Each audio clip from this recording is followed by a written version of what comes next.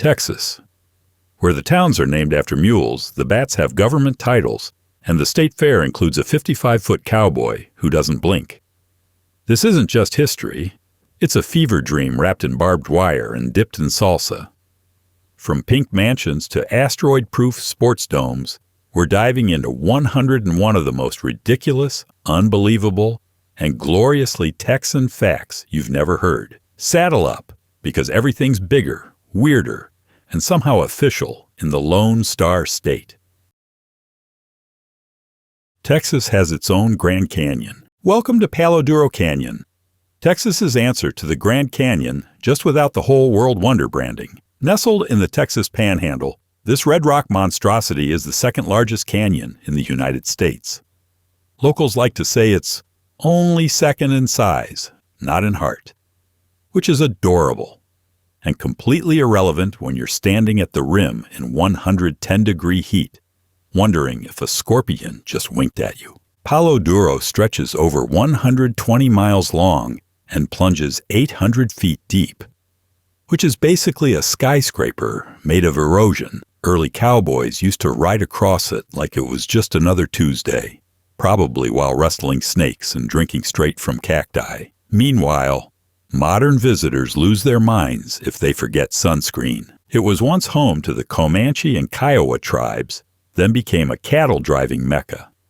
Now, it's where influencers go to take accidental selfies during golden hour. But don't let the rustic beauty fool you. This canyon has a body count. The cliffs are steep, the paths are tricky, and if you hear something rattling, it's either a snake or your last nerve. And speaking of danger disguised as entertainment, did you know Texas is home to the world's first rodeo? The world's first rodeo was held in Pecos, Texas, July 4th, 1883. While the rest of the country was celebrating Independence Day with fireworks and questionable hot dogs, Pecos, Texas, decided to settle the age-old question: who can ride a bucking animal the longest without dying?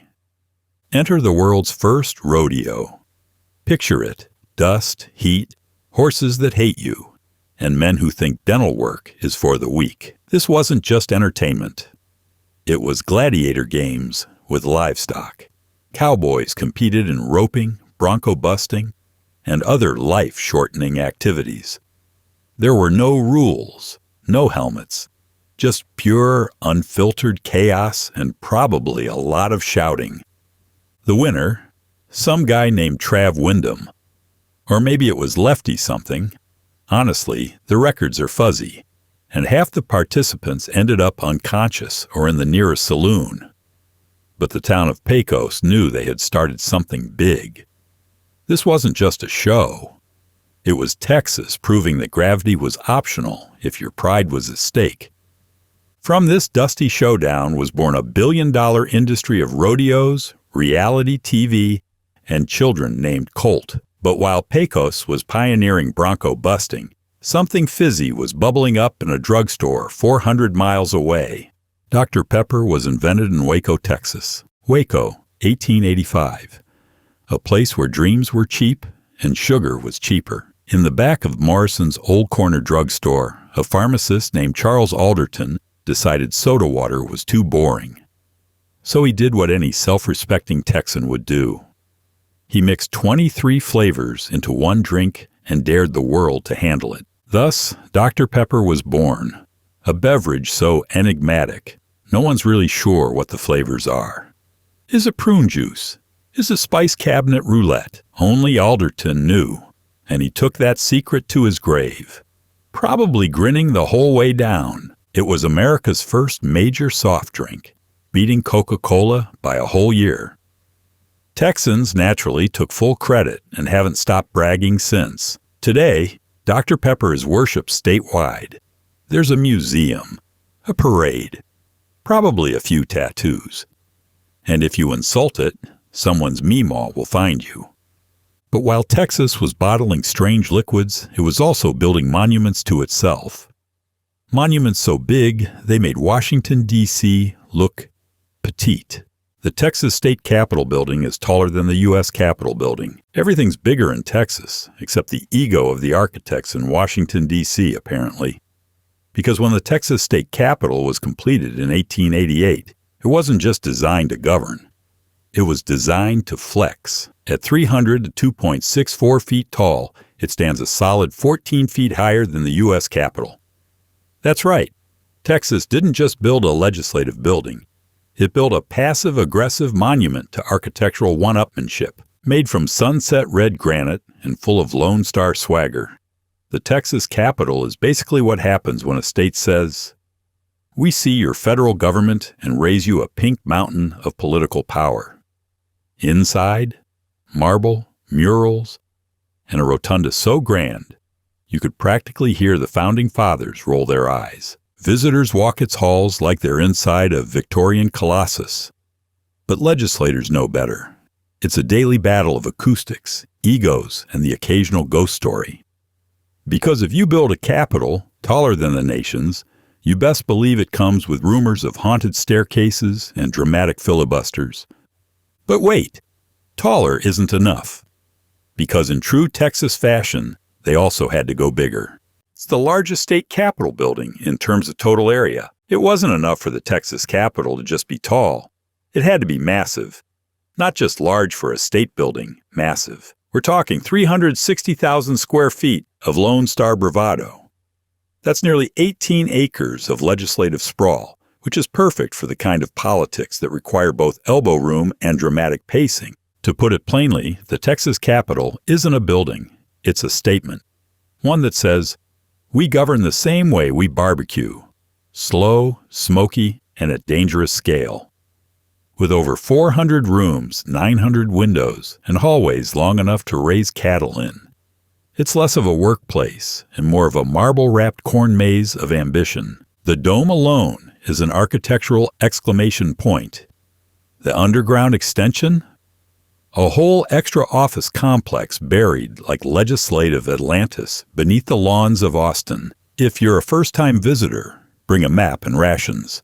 And somewhere in this bureaucratic fortress is a room full of people proud of the fact that it's bigger than the one in D.C. Because deep down, this is what Texas does best. Take your thing, make it Texan, then make it ridiculous. Need more proof? Just look at a place named for what it doesn't have. The town of No Trees, Texas. Yes, it's real. Yes, it's exactly what it sounds like. No Trees, Texas. A town so lacking in foliage, they just admitted it. With brutal honesty and zero marketing instinct, the founders took one look around and said, well, there's no trees. Let's call it No Trees. And you know what? Respect. That's truth in advertising. No misleading brochures, no flowery language. Just dust, sky, and the kind of name that sounds like a punchline delivered by a tumbleweed. Once a bustling oil town in West Texas, No Trees now stands as a poetic monument to brutal minimalism. There's something almost zen about it. It's the anti-forest. The void where trees go to not exist. Even the wind turbines nearby seem embarrassed to be so vertical. You'd think a town with such a name would try to compensate. Plant a tree or two, fake it till they make it. Nope, No Trees leans in. It's barren, proud, and probably has the most sarcastic welcome sign in Texas. But beneath that dry humor lies a darker tale, because No Trees is also part of a region shaped by one of the most devastating events in U.S. history. The deadliest natural disaster in U.S. history was the 1900 Galveston hurricane. In 1900, Galveston was a booming port city, a glittering symbol of Texas prosperity perched dangerously on the Gulf Coast. Locals thought they were untouchable. Then came September 8th, and with it, a storm that would erase that illusion, and about 8,000 lives. The hurricane didn't sneak in. It didn't whisper. It screamed, with winds estimated at 145 miles per hour and a storm surge that turned streets into rivers. Galveston was swallowed whole. Homes shattered like matchsticks. Bodies were buried in debris. Survivors described waves that reached rooftops. The dead were so numerous, burial became impractical. They burned them in piles on the beach. This wasn't just a disaster, it was a humbling. the pride of Texas commerce reduced to splinters and silence.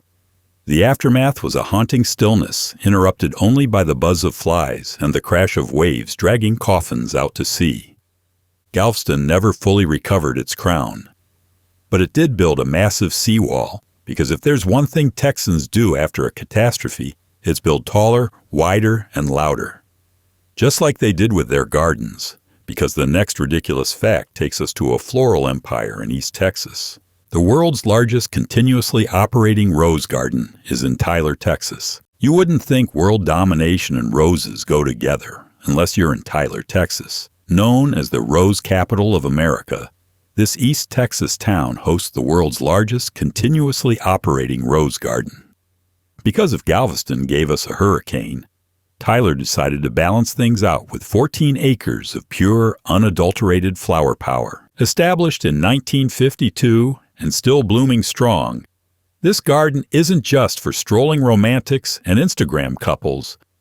It's a high-stakes arena of botanical pageantry.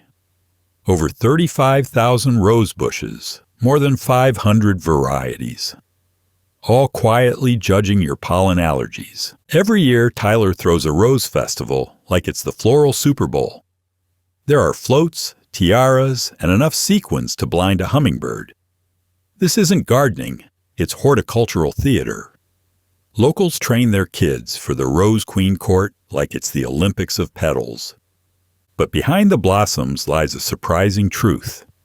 Tyler's rose industry boomed during the Great Depression. While everything else wilted, roses thrived. Because when life gives you economic collapse, Texans plant roses, crown teenagers, and start an empire of thorns. Still not extreme enough for Texas? Then let's talk about how it entered the United States. Spoiler, it didn't ask permission. Texas is the only state to enter the United States by treaty instead of by annexation. Most states got invited to the U.S. table like polite dinner guests. Texas? It crashed the party with its own contract. In 1845, Texas became the only state to join the Union by way of treaty, a full-blown, grown-up diplomatic agreement. Because why settle for annexation when you can negotiate terms like a sovereign boss? Before that, Texas had been its own republic for nearly a decade. It had a president, a navy, and an attitude problem. Joining the United States wasn't just a matter of geography. It was a power move. The treaty included some spicy language, like the right to split into 5 states if it ever felt like it. It hasn't. Yet period. The U.S. agreed, and Texas strolled in wearing spurs and a smirk. It didn't just become a state, it became the state. The one with a clause. The one that reminds you at every turn, we were our own country, y'all. So next time someone says states' rights, just remember, Texas literally wrote its own entrance agreement. And if that doesn't scream main character energy, wait until you hear what's up with their flag. The Texas flag's single star is known as the Lone Star. It's not just a star, it's the star. A defiant, blazing white punctuation mark on a sea of red, white, and blue. The Lone Star. The very symbol that earned Texas its eternal nickname, the Lone Star State. It's not subtle, it's not shy, it's not interested in blending in with the crowd. It stands for independence, rebellion, and the undeniable fact that Texas is always just a little bit extra. The flag was officially adopted in 1839, back when Texas was still its own country. The single star wasn't about minimalism. It was a battle cry. A cosmic middle finger to anyone who doubted a scrappy republic's right to exist on its own terms. And Texans never forgot it. Even today, you'll find that star slapped on everything, from license plates to belt buckles to wedding cakes. There's probably a baby somewhere in Austin named Lone Star. It's both a state symbol and a cultural tattoo. Permanent, personal, and proud. But before Texas flew that iconic star, it was part of 6 different empires. That's right, 6. If Texas were a movie franchise, it'd be in its 6th sequel and still holding box office records. Caddo Lake is the only natural lake of significant size in Texas. Now here's a shocker. Despite its rivers, reservoirs, and never-ending floodplains, Texas doesn't really do natural lakes. In fact, there's only one of notable size, Caddo Lake. Tucked along the Texas-Louisiana border, it looks like it was dreamt up by a haunted swamp witch with a flair for mood lighting. Caddo Lake is a 25,000-acre maze of bayous, sloughs, and cypress trees that rise like ancient sea monsters from the mist. Spanish moss drapes everything like nature's cobwebs. It's eerie. It's beautiful. It's about one foggy morning away from turning into a Southern Gothic novel. Named after the Caddo Native Americans who originally lived there, the lake was once home to one of the world's only natural log jams, so big it changed the flow of the Red River. Eventually, someone blew it up with dynamite. Because again, Texas. Caddo Lake is also a haven for wildlife. Alligators, birds, fish, and probably a few lost souls. It's less a lake and more a living diorama of Texas wildness. And yet, it's often overlooked in favor of man-made reservoirs and artificial lakes named after old politicians. But not every natural wonder is ancient. Some were born with the space age. The first word spoken on the moon was Houston, one small step for man, one giant flex for Texas. July 20th, 1969. Neil Armstrong's first words from the moon weren't Earth or America or even Hi Mom. They were Houston, Tranquility Base here. The Eagle has landed. That's right. The very first word uttered from another celestial body was Houston, a city known for humidity, highways, and now, interstellar shoutouts. It wasn't a random choice. Mission Control, the nerve center of NASA's Apollo program, was, and still is, located in Houston. So when humanity reached beyond our pale blue dot, it was Texas on the other end of the line. And you better believe Houston never let the rest of the country forget it. Today, you can visit Space Center Houston, take selfies with moon rocks, and pretend you're a rocket scientist for an afternoon. But none of it compares to that moment when an astronaut standing in lunar dust radioed back to Earth and said, "Houston, it was a victory for science, for exploration, and, naturally, for Texas pride." Because in the game of space communication, Texas was first. And if you're still not impressed, how about a ranch bigger than an entire U.S. state? King Ranch in South Texas is larger than the state of Rhode Island. Yes, you read that right. There is a single ranch in South Texas, a ranch that is larger than the entire state of Rhode Island.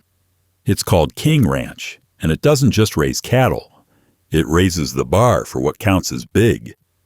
Clocking in at over 825,000 acres, King Ranch is the OG of Texas landowning swagger. It was founded in 1853 by Richard King, a steamboat captain who apparently looked at South Texas and said, "Yeah, I'll take all of it."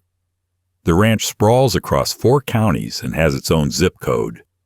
Some countries have less bureaucracy. King Ranch isn't just big, it's a legend. It's where the Santa Gertrudis cattle breed was developed. It's where trucks get named after. And yes, it's still in operation, producing beef, citrus, oil, and enough history to fill an actual state. Sorry, Rhode Island. Drive across King Ranch and you'll pass oil derricks, citrus groves, and more cows than sense. It's a nation within a nation, and if you're wondering what kind of place can pull off something that excessive, just wait until you hear about a town that renamed itself over a post office mix-up. The town of Dimebox, Texas. Texas has a habit of naming towns like it's playing Mad Libs with a cowboy. But Dimebox, that one takes the cake. Originally called Brown's Mill, this little hamlet had a big identity crisis when the Postal Service kept confusing it with another town. Residents, understandably fed up with lost letters and misdirected cattle feed, decided to rename it.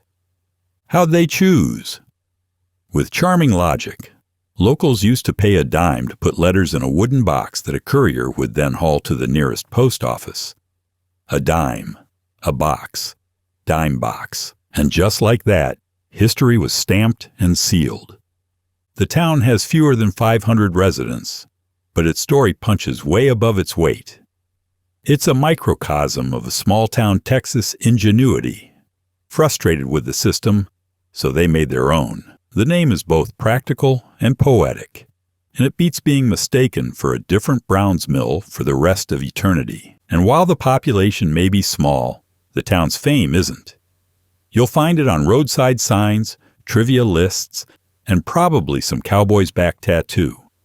But Dime Box isn't just cute, it's symbolic, because Texas is full of these offbeat, oddly named spots that punch above their size. Speaking of size, how about we fly into the sky next? Because Texas holds another record that soars on wings.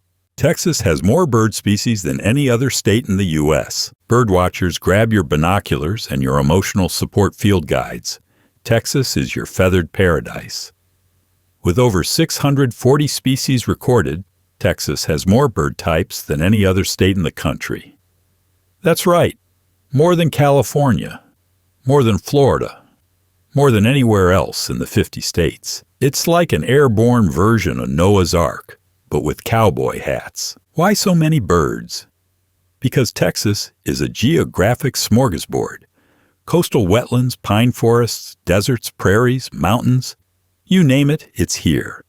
And so are the birds. Songbirds, shorebirds, raptors, hummingbirds that look like they drink Red Bull.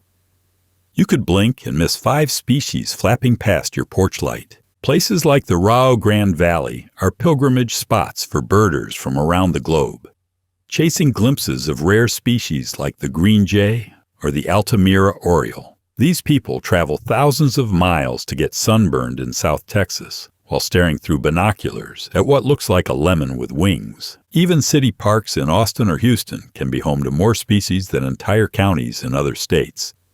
In Texas, the skies are busy. And not just with birds, but with cannonballs. Because next, we're headed to a battle that became the stuff of legend. The famous Battle of the Alamo only lasted about 90 minutes. Let's get one thing straight. The Battle of the Alamo wasn't some epic days-long siege with dramatic standoffs and slow-motion heroics. It lasted about 90 minutes. That's shorter than the director's cut of The Notebook. But don't let the runtime fool you. It was 90 minutes of pure, brutal chaos that burned itself into the mythology of Texas forever. March 6, 1836. Around 200 Texan defenders, some famous, many forgotten, holed up in a crumbling Spanish mission, outnumbered by thousands of Mexican troops led by General Santa Anna. What followed was a bloodbath. No cavalry, no reinforcements. Just desperate men firing rifles, swinging bayonets, and trying not to die. Within an hour and a half, it was over. Everyone inside the Alamo was dead. But here's the twist. They won anyway. Not with survival, but with story.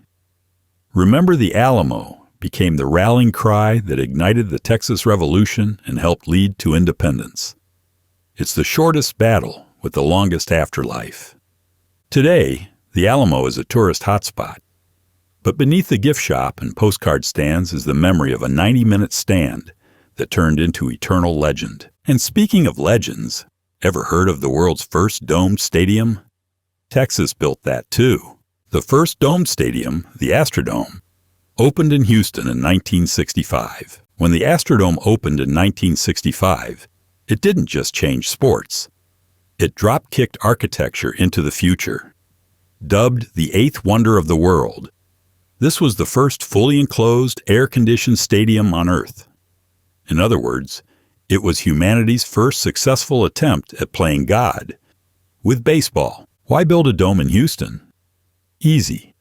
Because outdoor sports in Texas feel like survival games. The city said, what if we create an artificial sky and control the weather inside? So they did. And then they put 66,000 people under it to cheer, sweat, and eat hot dogs in climate-controlled bliss. The Astrodome had everything. Luxury boxes, escalators, and even a synthetic grass that was so new, they named it after the stadium. AstroTurf. That's right. It didn't just house innovation. It invented it. For a while, it hosted everything from football to boxing to Evel Knievel stunts. It was less a stadium and more a spaceship filled with screaming Texans. Eventually, newer arenas outshined it, but the Astrodome remains a monument to mid-century Texas ambition. From domes to trade zones, let's leave the stadiums and step into the beating heart of inland commerce. Laredo is the largest inland port in the United States. Most people think of ports as seaside cities with seagulls and saltwater. But Laredo, Texas said, "Nah, we'll do it without the ocean." Sitting on the U.S.-Mexico border, this unassuming city is the largest inland port in the country. Proof that you don't need a beach to move billions. Every day, over 14,000 trucks cross the border through Laredo. That's not a typo. 14,000. The city is a non-stop conveyor belt of commerce. Cars, clothes, electronics, produce, oil, all zipping back and forth like caffeinated ants on a mission. If America had a circulatory system, Laredo would be its adrenaline shot. It's also where NAFTA made its presence known. Trade deals might sound boring until you realize they turned this city into a logistical mega-hub. Warehouses, customs brokers, freight handlers, it's all happening here.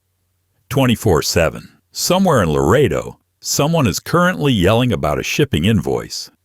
And while you're busy marveling at the movement of money, don't forget, Texas has had a lot of flags over its skies. 6, to be exact. And each one tells a story of empires, wars, and a state that refuses to sit still. Texas has had 6 different flags fly over it. Texas isn't just a state. It's a historical revolving door. Over the past 5 centuries, 6 different nations have claimed dominion over this dusty powerhouse.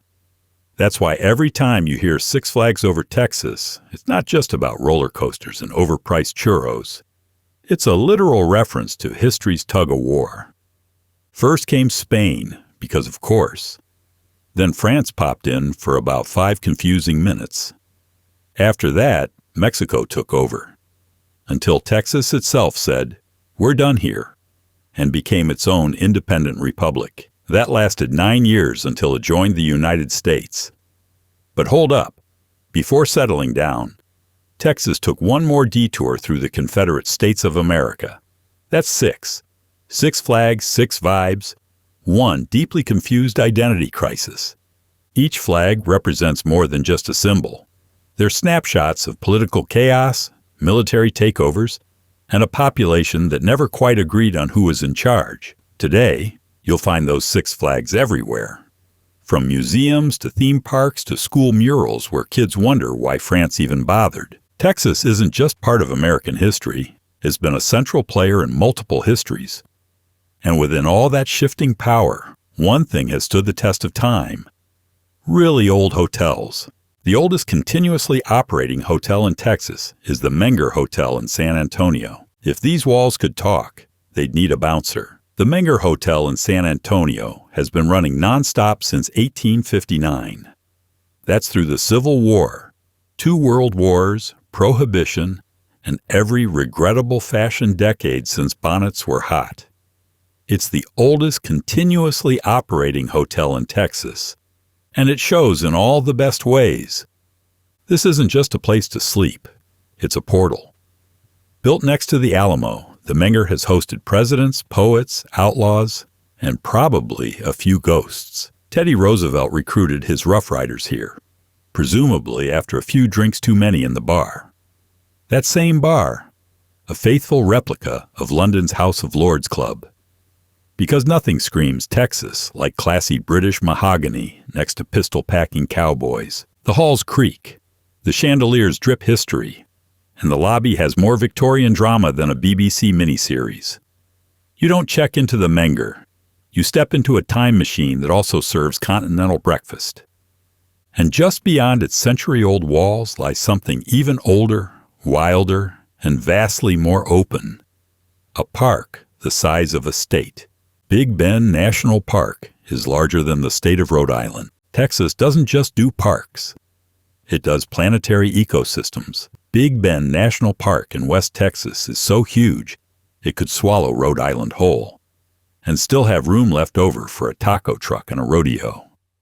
At over 800,000 acres, Big Bend is a place where the desert meets the stars, and the silence can be so loud it rattles your soul.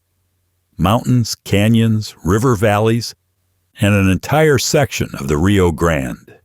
It's less a park and more a wilderness empire.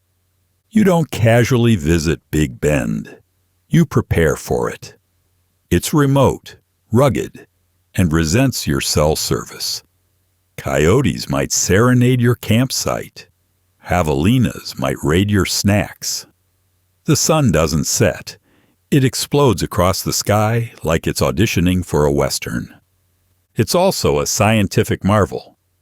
Fossils, rare plants, ancient pictographs. It's like walking through every era of Earth's history in a single hike. And with fewer tourists than most national parks, you can have entire trails and maybe existential crises all to yourself. But don't get too comfortable out in the wild, because Texas is about to lure you back into civilization with a bathroom that changed everything. The first Buc-ee's convenience store opened in Clute, Texas in 1982. Welcome to the birthplace of convenience store absurdity. Buc-ee's didn't start as the restroom empire or beef jerky Disneyland we know today. It started small in Clute, Texas in 1982. Just another gas station with snacks and soda, but over time it evolved, or mutated, into something glorious. Today, Buc-ee's is a phenomenon. The restrooms are so clean they've won awards. The parking lots are bigger than some airports, and the sheer number of snacks, candied pecans, barbecue brisket, beaver nuggets, is enough to overwhelm your will to live. People don't stop at Buc-ee's on the way to a destination. Buc-ee's is the destination. The beaver mascot? Iconic. The t-shirts? Everywhere. You haven't truly been to Texas until you've peed in a Buc-ee's and walked out with $48 worth of things you didn't plan to buy. No one goes in for just gas. You come out smelling like jerky and regret. And somehow you're still happy about it.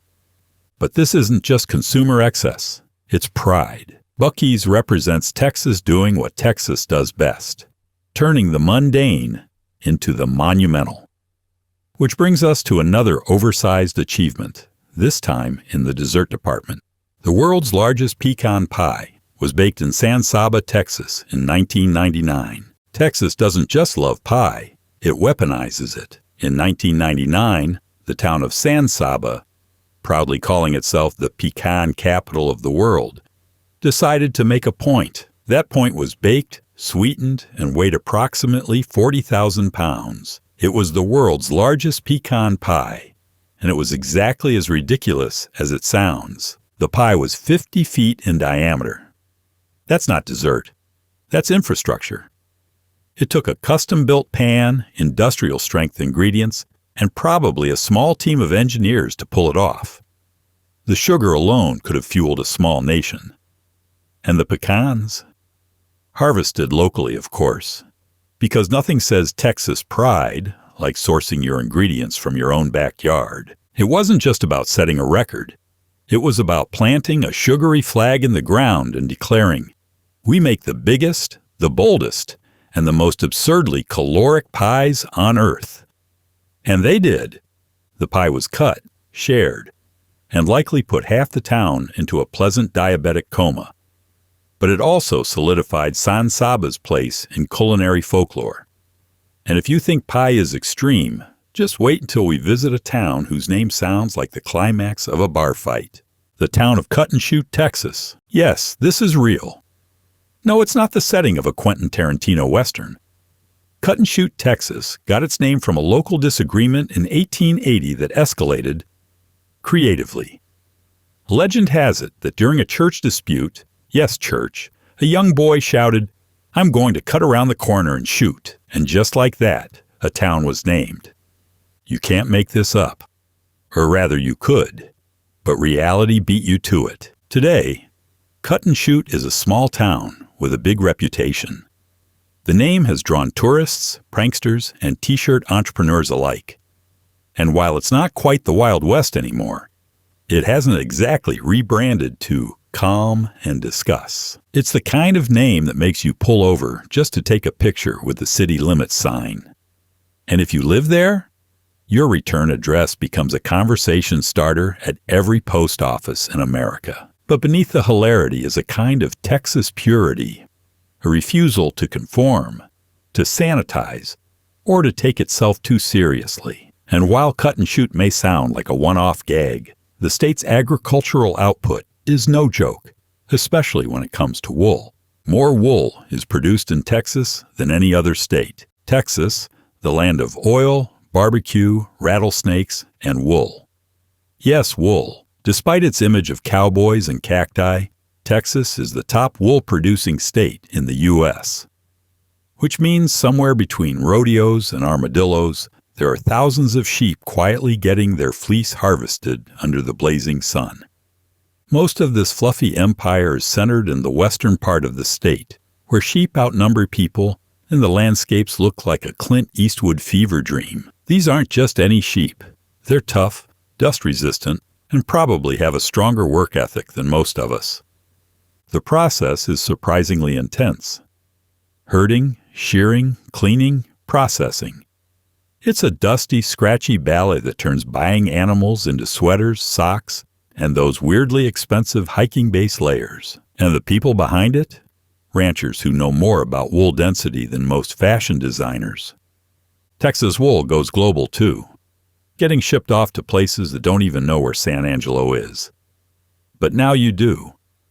And while most think of Australia when they hear wool, just know that Texas is quietly dominating the game. Fleece first. And if that doesn't sound Texan enough, the next fact involves frozen tequila and an engineer with a vision. The frozen margarita machine was invented by Mariano Martinez in Dallas in 1971. There are inventions that change the world. And then there's the frozen margarita machine. In 1971, a Dallas restaurateur named Mariano Martinez decided he'd had enough of inconsistent cocktails and overworked bartenders. So he hacked a soft-serve ice cream machine and made history. The result? The frozen margarita, a slushy, boozy marvel that became the MVP at Texas patios everywhere. This wasn't just a drink. It was an evolution. Gone were the days of handshaking cocktails for crowds of Texans who didn't know the meaning of moderation. With the push of a button, you could now summon a brain-freezing glass of tequila-fueled bliss. No elbow grease required. The original machine was such a revelation that it now sits in the Smithsonian, right next to other hallmarks of American innovation. Yes, the Smithsonian. Because Texas didn't just invent a party staple, it invented a cultural artifact. Today, frozen margaritas are practically a state beverage. They're served at gas stations, brunches, weddings, probably funerals too. All thanks to one man, one machine, and one relentless desire to keep the tequila flowing cold. And while Texas was blending drinks, it was also firing up one of the most legendary fairs in the country. Home to a giant cowboy with a creepy smile. The Texas State Fair in Dallas is one of the oldest and largest in the country, home to Big Tex. The Texas State Fair is not a fair. It's a festival of excess. A 24-day fried food fever dream held in Dallas, where calorie counts go to die and livestock get judged like it's Project Runway Cow Edition. And towering over it all, watching with an unsettling grin, is Big Tex, a 55-foot-tall talking cowboy who greets visitors like a denim-clad deity. Established in 1886, the Texas State Fair has been around longer than most cars and all Kardashians. It's not just one of the oldest in the country. It's one of the largest, sprawling over 270 acres of rides, games, deep-fried chaos, and agricultural glory. This is the birthplace of fried butter, fried beer, fried Thanksgiving dinner. Basically, if you can imagine it, Texas has dipped it in batter and served it on a stick. But the fair isn't just about food.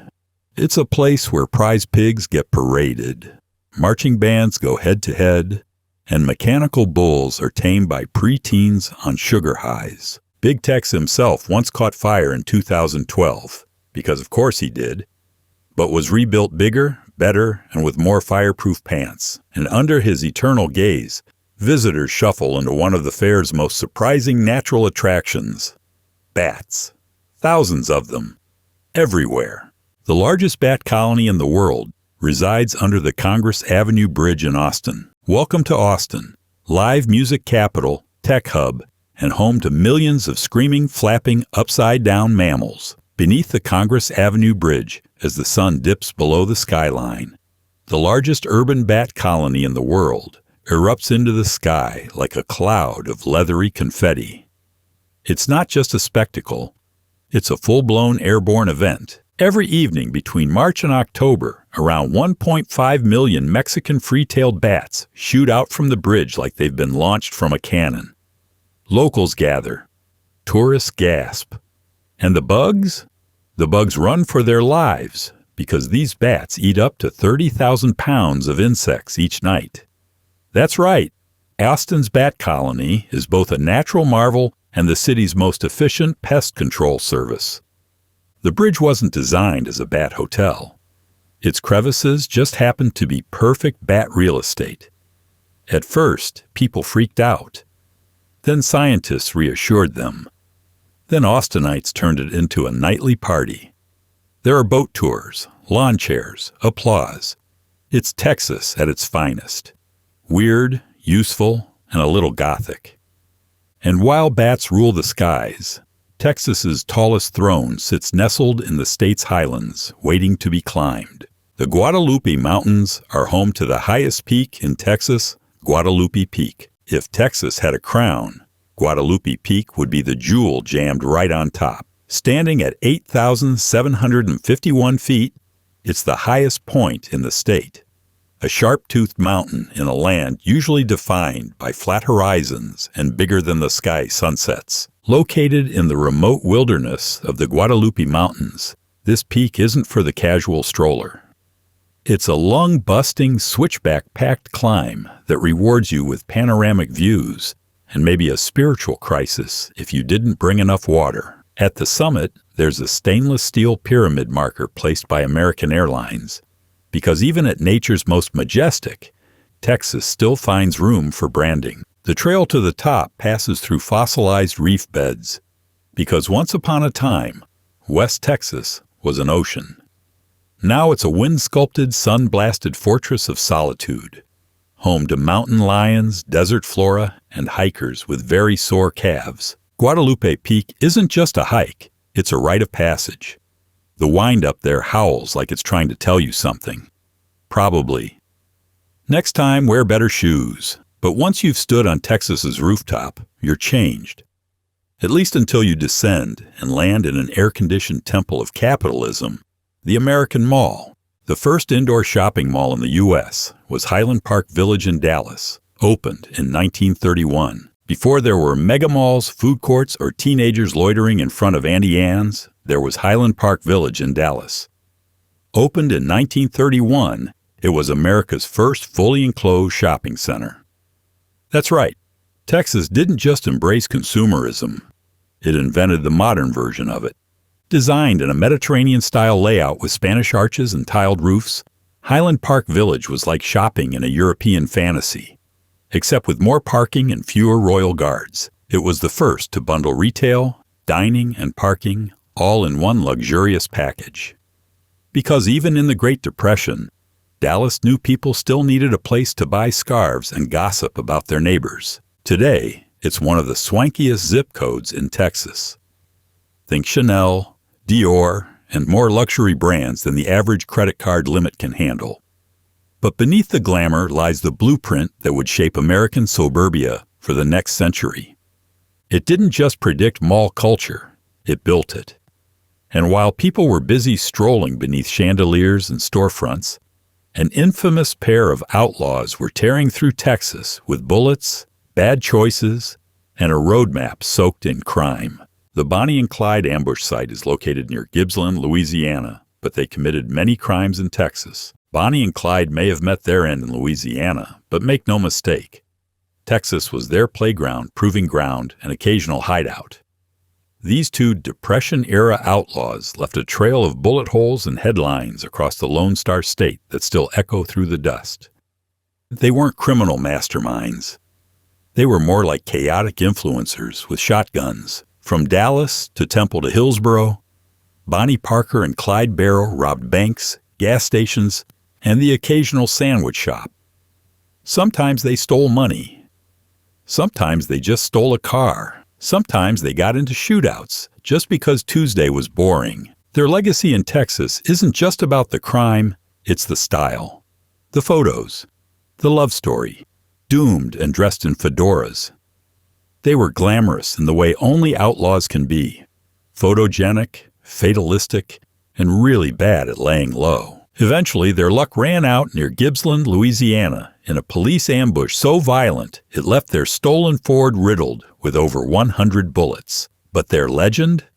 That lived on, especially in Texas, where their story still haunts museums, roadside markers, and family trees. Meanwhile, not far from those trails of blood and boot prints, Texas was selecting its smallest, weirdest mammalian symbol. The armadillo is the official state small mammal of Texas. Forget cute. Forget cuddly. Texas went with armor-plated and vaguely prehistoric. The 9-banded armadillo is the official state small mammal, a roly-poly oddity that looks like it wandered out of a dinosaur diorama and decided to crash a tailgate. Armadillos are Texas incarnate, tough, weird, and not particularly concerned with what you think. They're nocturnal, solitary, and can hold their breath for 6 minutes to walk underwater. Yes, walk. Underwater. These things are like armored submarines with anxiety issues. And while they may look slow and clueless, especially when playing chicken with highway traffic, they're surprisingly resilient. Armadillos have expanded across the state, surviving predators, floods, and the occasional backyard dog named Buster. Texans adopted them not just for biology, but for personality. They're survivors, misunderstood, iconic in their own awkward, low-to-the-ground way. They also star in local festivals, T-shirts, and roadside taxidermy stands that double as gas stations. But the armadillo isn't alone in Texas's list of strange official titles. Next up, a food so iconic, so spicy, so unapologetically Texan, it had to be declared the official state dish. Chili con carne, or bowl of red, became the official state dish of Texas in 1977. Chili isn't just food in Texas, it's theology. And in 1977, the state legislature made it official by declaring chili con carne the state dish. No beans, no apologies. Just beef, chili peppers, and enough spice to make your ancestors sweat retroactively. This is not your average comfort food. This is molten beef poetry, a steaming bowl of Texas attitude. And calling it chili con carne just makes it sound fancier than it needs to be. Locals simply call it a bowl of red, because that's what it is. Red, angry, and absolutely unforgiving. Chili cook-offs are treated like high-stakes diplomacy. Recipes are passed down like sacred texts. People will duel over whether cumin belongs in the pot. Hint: if you add beans, you're going to get side-eyed into exile. The dish's roots go deep, combining Mexican, Spanish, and frontier influences into something uniquely, stubbornly Texan. It's the kind of meal that sticks with you, sometimes for days. And while chili warms your insides and clears your sinuses, there's a Texas town that might leave you asking if the map itself is trolling you.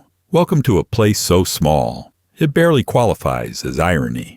The town of Earth, Texas, was originally named Frio, but changed its name when a post office was established. Imagine founding a town, giving it a perfectly normal name like Frio, then changing it to Earth. Not New Earth, not Earthville, just Earth. It's the kind of name that sounds like someone lost a bet with a sci-fi writer. But this is Texas, where naming conventions are less about subtlety and more about vibes. The switch happened when the town applied for a post office and discovered that Frio was already taken. So they brainstormed, presumably with whiskey and a dartboard, and landed on the most all-encompassing name imaginable: Earth. Today, Earth is a tiny panhandle farming town with fewer than 1,000 residents. It's quiet. It's remote. And yes, it fully leans into the name. The city limit sign says "Welcome to Earth," which might be the best unintentional comedy in state geography. Tourists stop just to take pictures. Aliens probably skip it because it feels too on the nose. But Earth, Texas, is more than a punchline. It's a snapshot of Texas humility and hubris wrapped in one. Small town, big name. And while Earth might keep things grounded, the real explosion came from deep beneath the soil, thanks to a gusher that changed Texas forever. The first oil well in Texas was drilled in Nacogdoches in 1866. But the Spindletop gusher in 1901 truly kicked off the oil boom. The ground in Texas doesn't just grow cotton or cattle. It occasionally explodes in oily glory. Yes, the first oil well in Texas was technically drilled in Nacogdoches in 1866. But let's be real. The one that truly mattered, the one that launched Texas into black gold fever, was Spindletop. January 10th, 1901. A drilling team hit pressurized oil near Beaumont. What happened next was less a well and more an eruption. Crude oil gushed 150 feet into the air for 9 solid days. 9 days. It was the kind of geyser that makes cartoon billionaires dive into swimming pools full of cash. Spindletop produced more oil than anyone thought possible. It triggered a frenzy. Wildcatters, speculators, drill rigs popping up like mushrooms after rain. It turned backwoods patches of dirt into instant boom towns and changed the global energy game overnight. Texas wasn't just on the map anymore. Texas was the map for oil, money, and swagger.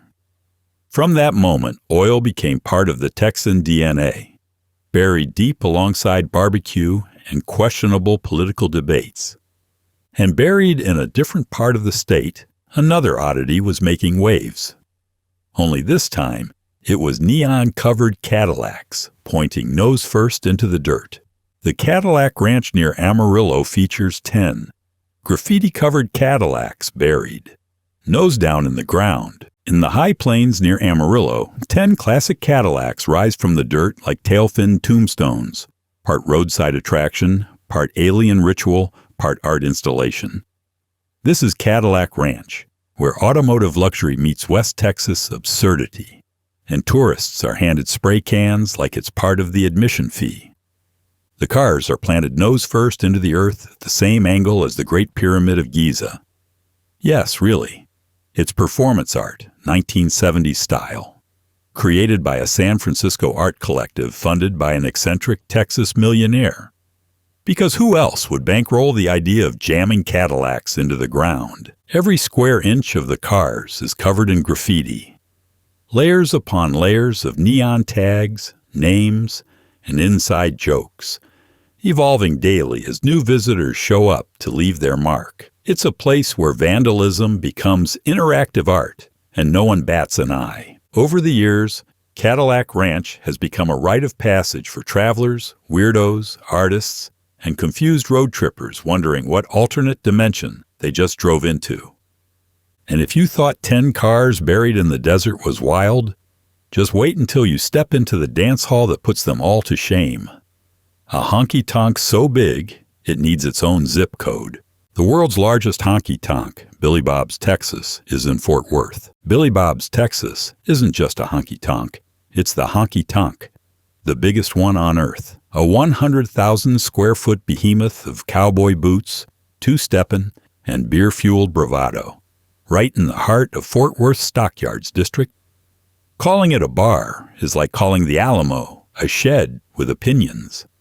It's more like a country music amusement park for grown-ups, with space for over 6,000 guests, 30 bar stations, a mechanical bull arena, a full-sized rodeo arena, and live music every weekend. Billy Bob's is where Texas nightlife hits full throttle, Legends like Willie Nelson, George Strait, and Miranda Lambert have all graced its stage. Somewhere between the neon signs and whiskey-soaked floorboards, you'll hear twang, heartbreak, and someone yelling "Yee-haw!" unironically. It's the kind of place where you can watch a bull ride, get your boots shined, dance until 2 a.m., and still somehow leave with your dignity slightly intact. Sort of. Billy Bob's is proof that in Texas, nightlife means more than bottle service and velvet ropes. It means rodeo stunts, line dancing, and the eternal smell of barbecue smoke. And outside the bluebonnets bloom. Texas's next obsession is floral and fiercely beloved. The state flower, the bluebonnet, became official in 1901. If Texas had a seasonal Instagram filter, it would be bluebonnet season. Every spring, fields across the state explode into oceans of indigo blossoms, and Texans immediately pull over on highways to make their toddlers sit in them. It's tradition. It's mandatory. It's borderline cult behavior. Declared the official state flower in 1901, the bluebonnet isn't just pretty, it's iconic. It represents resilience, beauty, and the fact that Texans can get deeply emotional over wildflowers. And why not? When they bloom, it looks like the land is wearing its best denim jacket. But don't be fooled by their delicate appearance. Bluebonnets are tough. They thrive in drought, grow in clusters like a floral mob, and return stronger every year. People plant them in medians, backyard gardens, and even over old graves. That's not just landscaping, that's legacy. And yes, it's technically illegal to pick them from state property. Does that stop Texans from building elaborate photo shoots in them? Absolutely not. Bluebonnets are the unofficial background of every family portrait from March to May. Now that we've stopped to smell the flowers, let's crank up the adrenaline. Because the next fact loops us right back to Six Flags. But this time, they're attached to roller coasters, the world's first Six Flags. Over a theme park referred to the 6 nations that have governed Texas.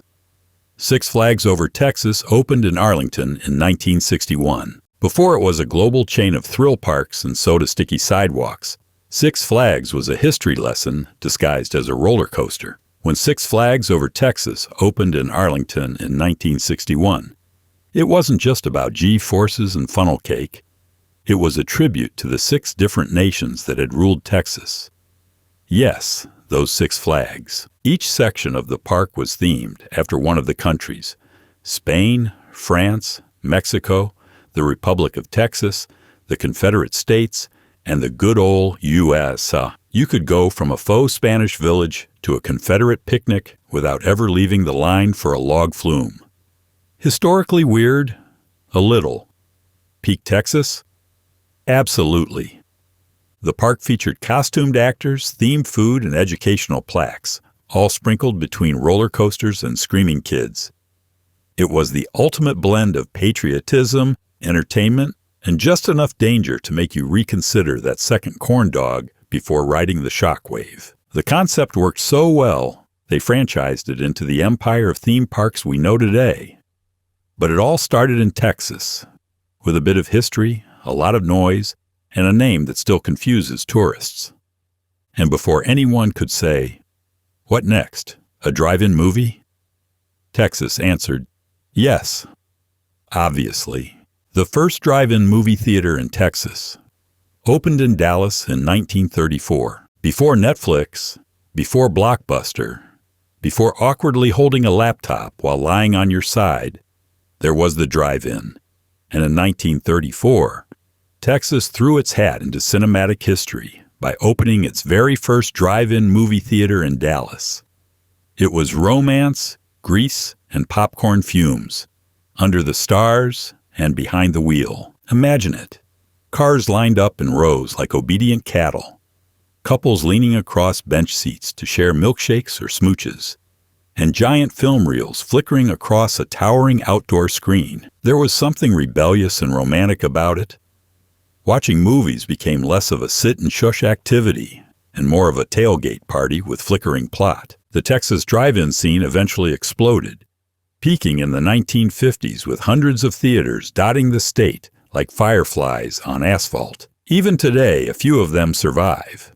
Charming relics of an age when entertainment came with engine noise and the constant fear of a dead battery. The Dallas original might be gone, but its influence lives on. In vintage aesthetics, retro diners, and every truck bed date night. And while the screen may go dark, Texas keeps on producing. This time with land. Lots of it.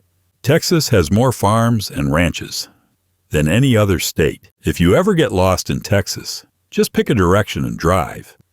Odds are, within 30 minutes, you'll pass a farm, a ranch, or both. With over 127 million acres dedicated to agriculture, Texas leads the nation in sheer number of farms and ranches. That's more land than some countries. Entire countries. This isn't a hobby. This is Texas's engine.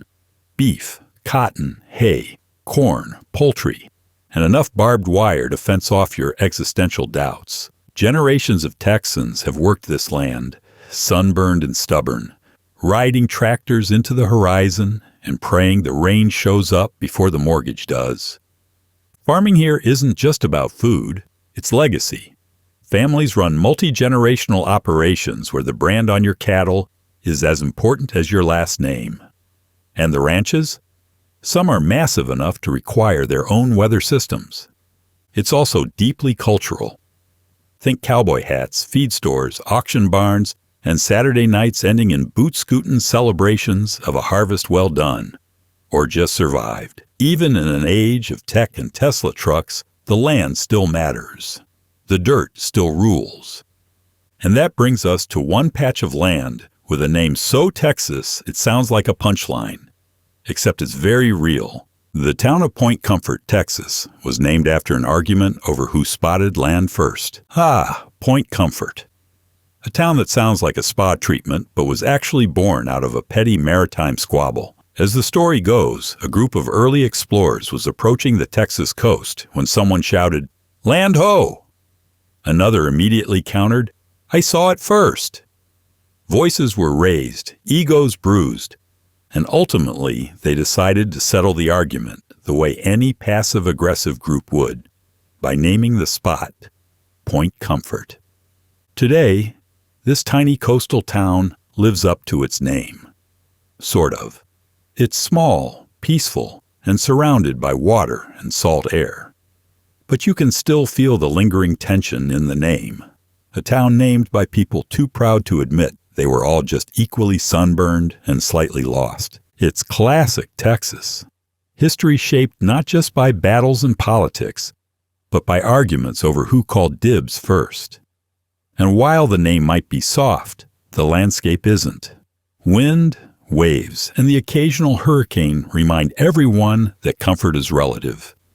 From salty coastlines to war zones, the next fact takes us from Point Comfort to a Texas soldier who made history far from home and never made it back.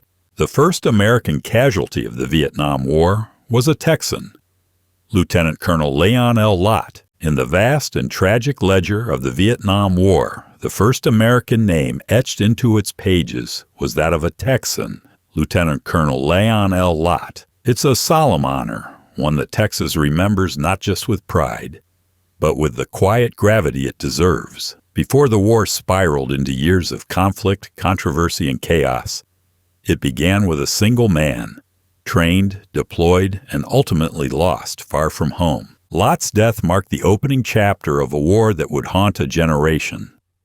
And while history may have reduced many early events to footnotes, Texas remembers. Because in the Lone Star State, soldiers are more than statistics. They're neighbors, legends, and sons of the soil. Lott's sacrifice wasn't in vain.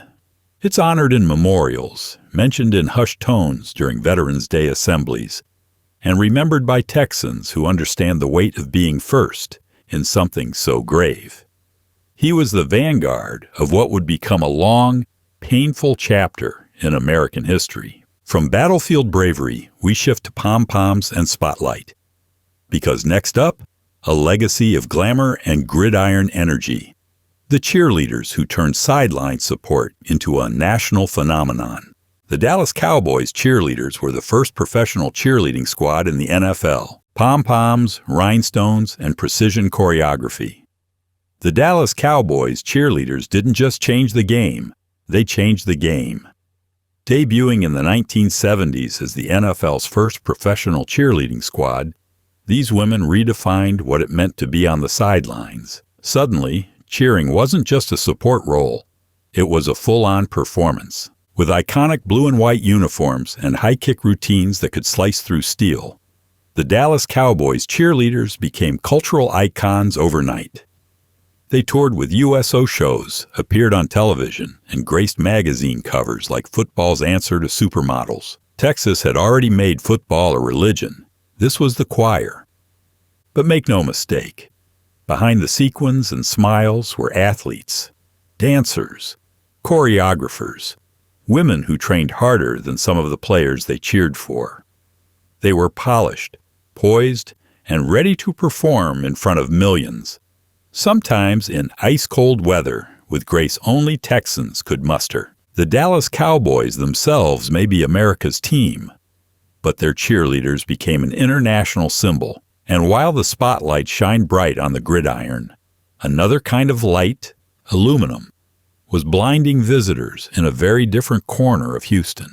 The Beer Can House in Houston is a folk art environment covered in thousands of flattened beer cans. Imagine a house shimmering in the Texas sun, not because of solar panels, but because it's covered in thousands of flattened beer cans. Welcome to the Beer Can House in Houston, where art, aluminum, and unapologetic weirdness collide in one of the state's most legendary folk art statements. The creator, John Milkovich, was a retired upholsterer who decided in the late 1960s that he was done mowing the lawn. So naturally, he covered his yard in concrete and started decorating his home with empty beer cans.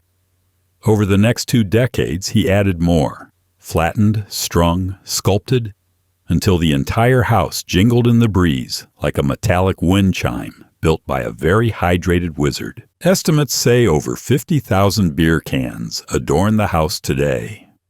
That's not just dedication, it's a lifestyle.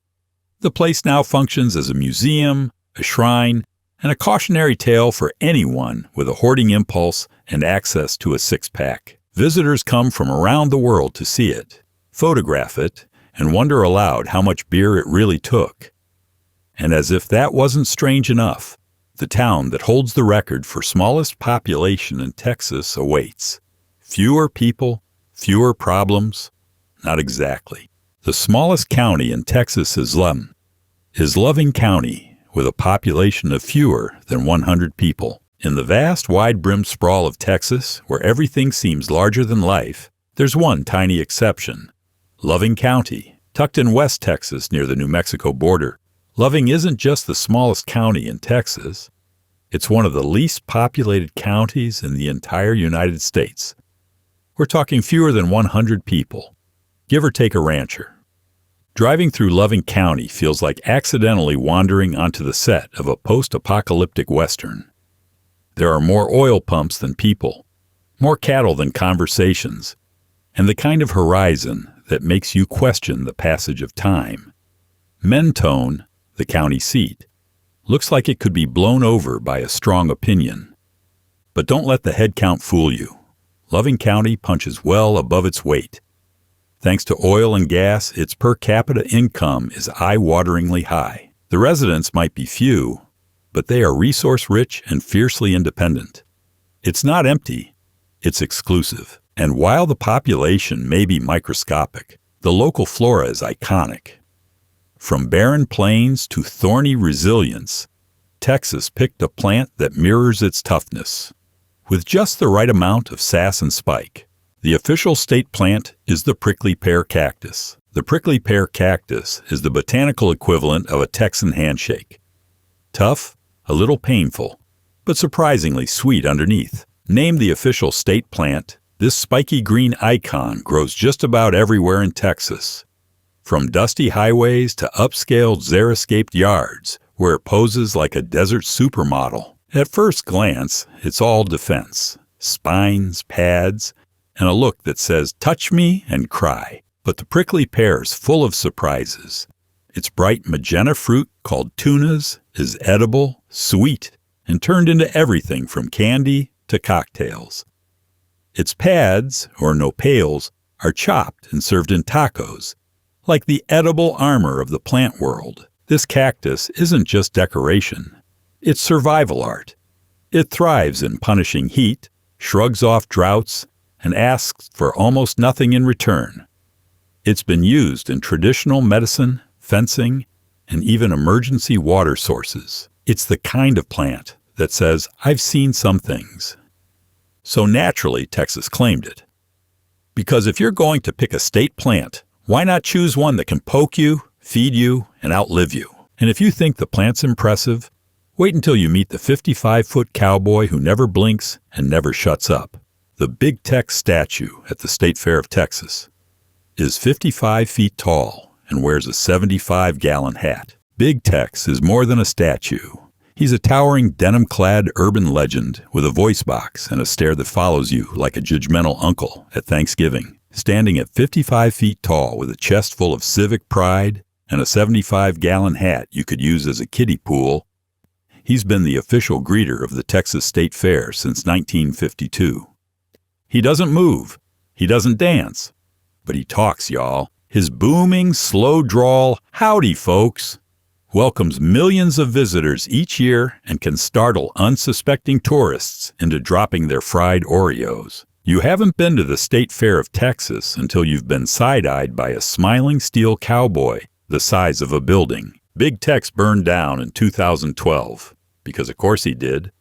But like any good Texan icon, he came back bigger and stronger, with fire-retardant pants and a voice that still sounds like barbed wire dipped in molasses. He's not just a mascot, he's a monument, a reminder that in Texas, everything is big, loud, and just a little absurd. And if a giant cowboy doesn't impress you, maybe a massive underwater menagerie down south will. The Texas State Aquarium in Corpus Christi is one of the largest aquariums in North America. In Corpus Christi, tucked between sun-bleached coastlines and the Gulf's endless blue, lies a marvel of marine spectacle, the Texas State Aquarium. It's one of the largest in North America. Not just a fish tank, but a full-blown underwater universe. Here, sea turtles cruise like gentle tanks, sharks circle with elegant menace, and jellyfish float like they're too cool for gravity. This isn't your average school field trip destination. It's a sprawling, high-tech homage to the Gulf of Mexico and beyond, with immersive exhibits that range from rainforest habitats to coral reef kingdoms. You can pet stingrays, watch dolphins leap for fish with Olympic grace, and find yourself eye-to-eye with a moray eel that looks like it's judging your life choices. But the aquarium isn't just about flashy tanks and photo ops. It doubles as a rescue and rehabilitation center, giving second chances to injured sea creatures that otherwise wouldn't make it in the wild. It's education wrapped in spectacle, conservation in 4K resolution. From deep sea to deep fried, Texas is never short on unique names either. So let's pivot from ocean elegance to a town that sounds like it was founded by Bigfoot himself. The town of Bigfoot, Texas, is named after a large footprint found there in the 1800s. Bigfoot, Texas. Yes, it's real. No, it's not just a punchline. The town didn't get its name from blurry forest photos or conspiracy forums. It got it the old-fashioned way, by stumbling upon a literal giant footprint in the 1800s.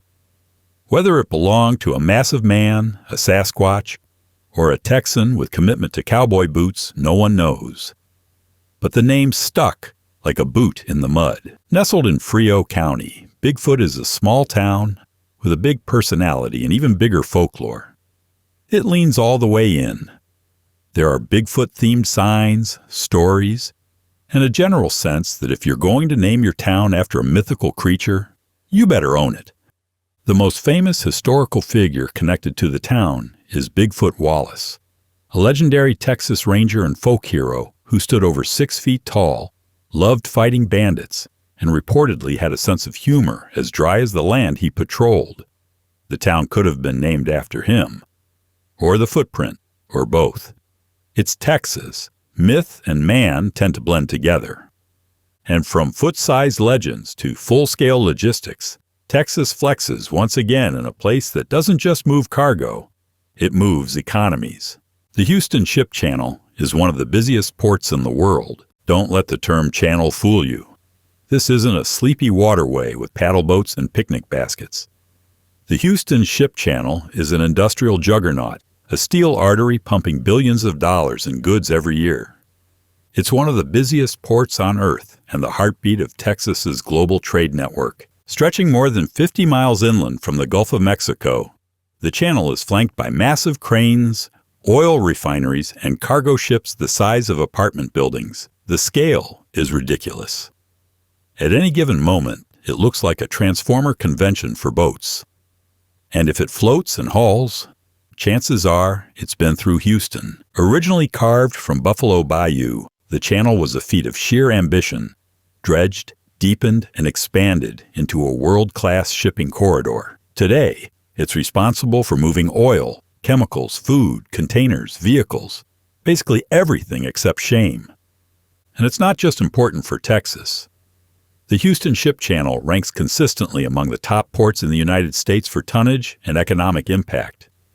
It keeps goods flowing, jobs rolling, and makes sure Texans never have to wait too long for their imported inflatable hot tubs. Now shift your gaze from water to horn, because next comes a beast that's more symbol than livestock.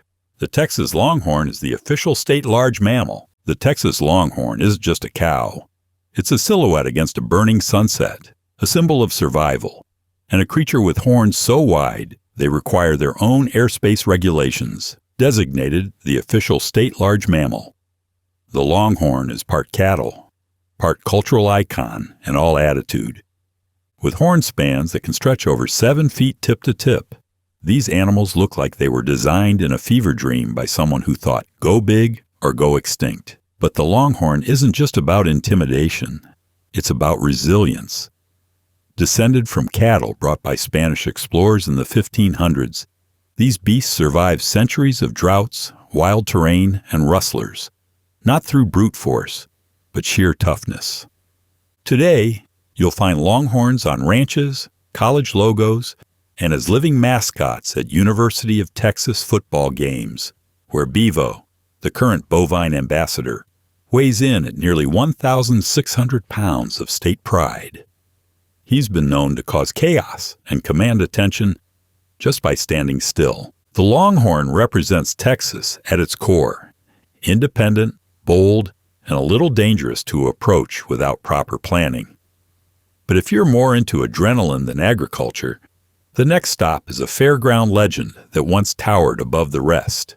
The Texas Star Ferris wheel at the State Fair of Texas was the tallest Ferris wheel in North America when it debuted in 1985. When the Texas Star debuted at the State Fair of Texas in 1985, it didn't just offer scenic views, it made a statement. At 212 feet tall, it was the tallest Ferris wheel in North America at the time, a glowing halo of steel and lights visible from miles away. Texans didn't just want to ride, they wanted altitude. This wasn't your gentle carnival spinner. The Texas Star looked like it could signal alien civilizations, or at least offer a bird's-eye view of whether your deep-fried Twinkie was a good idea. It had 44 gondolas, air-conditioned for maximum fried food digestion comfort, and could hold over 260 people at once. Romantic? Sure. Terrifying? Also yes. The wheel's bright lights have become a signature image of the state fair, rotating slowly while music blares, kids scream, and Big Tex watches ominously from the midway. Riding it is a rite of passage. You go up, you see Dallas twinkling in the distance, and you wonder if those bolts were recently tightened. The Texas Star may have been dethroned in height, but in spirit, still the king. And if you think it ends with Ferris wheels, wait till you enter a mall that came with air conditioning before it was cool. The world's first modern shopping mall with air conditioning was North Park Center in Dallas, opened in 1965. Before climate-controlled became a standard retail brag, Dallas was already chilling in style. North Park Center, opened in 1965, wasn't just a mall. It was the first modern shopping center to fully embrace air conditioning like a Texas summer depended on it. It did. Located in what was then the outer edge of Dallas, North Park wasn't just about shopping. It was an architectural statement. Clean lines, natural light, and, most importantly, cool air. While the rest of the country was still figuring out swamp coolers, North Park was letting Texans browse for shoes in frosty bliss. And this wasn't just any mall. It had high-end stores, art installations, and designs so sleek it felt like shopping in a museum, curated by someone with a Neiman Marcus credit card and a Bauhaus fetish. Even today, it houses one of the most impressive public art collections in any U.S. retail space. North Park proved that shopping didn't have to be sweaty or soul-sucking. It could be refined, aesthetic, and air-conditioned within an inch of its life. And from luxury retail, we move to linguistic puzzles, because up next we visit a Texas town with a name that ties tongues into knots and honors a 19th century German plowman. The city of Pflugerville, Texas, was named after Henry Pfluger, who settled the area in 1849. Pfluger means plowman in German. Pflugerville. Yes, that P is silent, and yes, Texans will still give you the stink eye if you mispronounce it. This oddly spelled suburb just outside Austin was named after Henry Pfluger, a German immigrant who settled the area in 1849. Pfluger literally means plowman, which sounds humble, until you realize he basically built an empire with a farming tool and a dream. Henry fled Germany after some political kerfuffle and wound up with a plot of Texas land, where he started cultivating cotton, wheat, and community. Over time, the area grew into a town. Then it grew into a punchline for people trying to figure out how to say it. Pro tip: it's Pflugerville, not Pflugerville. You're welcome. Today, Pflugerville is a thriving city with schools, parks, and an overachieving number of festivals. It's a place that balances small-town charm with big-time suburban sprawl, all while wearing its umlauts and silent letters like a badge of honor. Pflugerville might sound like a sneeze, but it stands as a proud reminder of Texas's immigrant roots. And speaking of old-school grit, let's shift from farming to frontier justice, with the lawmen who inspired generations of cowboy legends. The Texas Ranger Division is the oldest state law enforcement agency in North America. Before the FBI, before the U.S. Marshals, before most people were even thinking about law enforcement, Texas had already deputized a small army of mustachioed men in dusters. The Texas Ranger Division, formed in 1823, is the oldest state law enforcement agency in North America, and probably the only one to inspire both a Chuck Norris meme and a serious historical archive. Originally assembled to protect settlers on the wild Texas frontier, the Rangers were part soldier, part scout, and part myth. They rode horses, wore badges shaped like wagon wheels, and enforced the law with a style that ranged from heroic to heavily debated. Let's just say their version of due process often came with a Colt revolver and a squint. Over time, the Rangers transitioned from Indian fighters and border patrollers to modern lawmen solving crimes across the state. They've dealt with everything from cattle rustlers to organized crime, and occasionally cleaned up their own legends. The Texas Rangers are more than a relic. They're a symbol of justice, grit, and the complicated legacy of frontier law. And if you're not afraid of Rangers, maybe you should be afraid of what slithers, crawls, and coils in the tall grass. Because Texas has more of those than anywhere else, too. Texas has more species of snakes than any other state. Let's talk about Texas's unofficial reptilian fan club. Snakes. All kinds. All over. Texas holds the record for the most snake species of any state in the U.S., which is great if you're a herpetologist, and slightly less great if you're just trying to take a walk without accidentally starring in a nature documentary. We're talking over 75 species, from harmless garter snakes to venomous heavy hitters like the western diamondback rattlesnake, coral snake, copperhead, and cottonmouth. Basically, Texas is the Disneyland of danger noodles. Snakes thrive here thanks to the state's sheer geographic variety. Deserts, swamps, prairies, pine forests, hill country, you name it. Every ecosystem is a scaled paradise, and the reptiles are living their best lives, slithering, sunning, and silently judging you from the brush. Texans know the drill. Watch your step, shake out your boots, and never assume that log is just a log. Some counties even hold rattlesnake festivals. Because here, the response to danger is not avoidance. It's deep frying it and putting it on a stick. But before the reptiles had full reign, a quieter pastime took hold in the 19th century. Let's rewind to the very first baseball game in Texas, a sporting beginning that arrived with all the fanfare of a picnic and a pitch. The first recorded baseball game in Texas was played in Galveston in 1867. Before the Texas Rangers were cracking cases and before the Texas Rangers, the baseball team, were hitting home runs. The very first crack of the bat in the Lone Star State echoed across a field in Galveston, 1867. Right after the Civil War, while the rest of the country was busy rebuilding and reconciling, Texas was already organizing teams and sliding into home, often wearing boots and likely without gloves.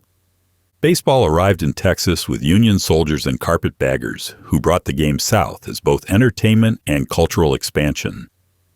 Galveston, a booming port city at the time, was an ideal setting. Sun, space, and an audience of curious Texans wondering why grown men were suddenly chasing leather balls like their lives depended on it. It wasn't long before teams popped up in Houston, Austin, and San Antonio. And thus, the sport of genteel northeastern leisure became fused with Texas grit and bravado.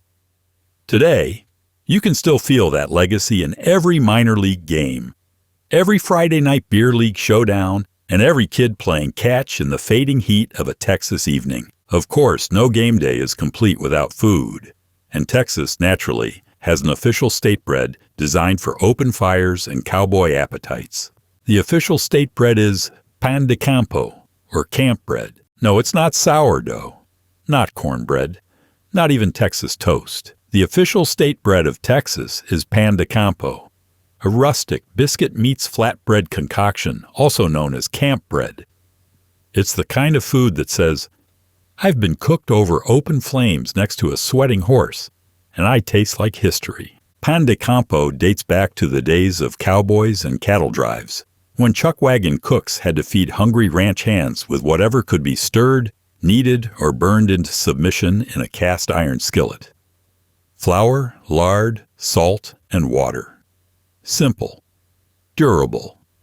Delicious enough to make you forget you've been riding for 16 hours under an unrelenting sun. Unlike modern bread that rises politely in ovens, pan de campo is the kind of thing that gets slapped together in a cloud of dust, flipped in bacon grease, and served with a knowing smirk. It pairs well with beans, chili, or just butter and stubbornness. Declared the official bread in 2005, it stands as yet another culinary reminder that Texas doesn't need complexity to impress.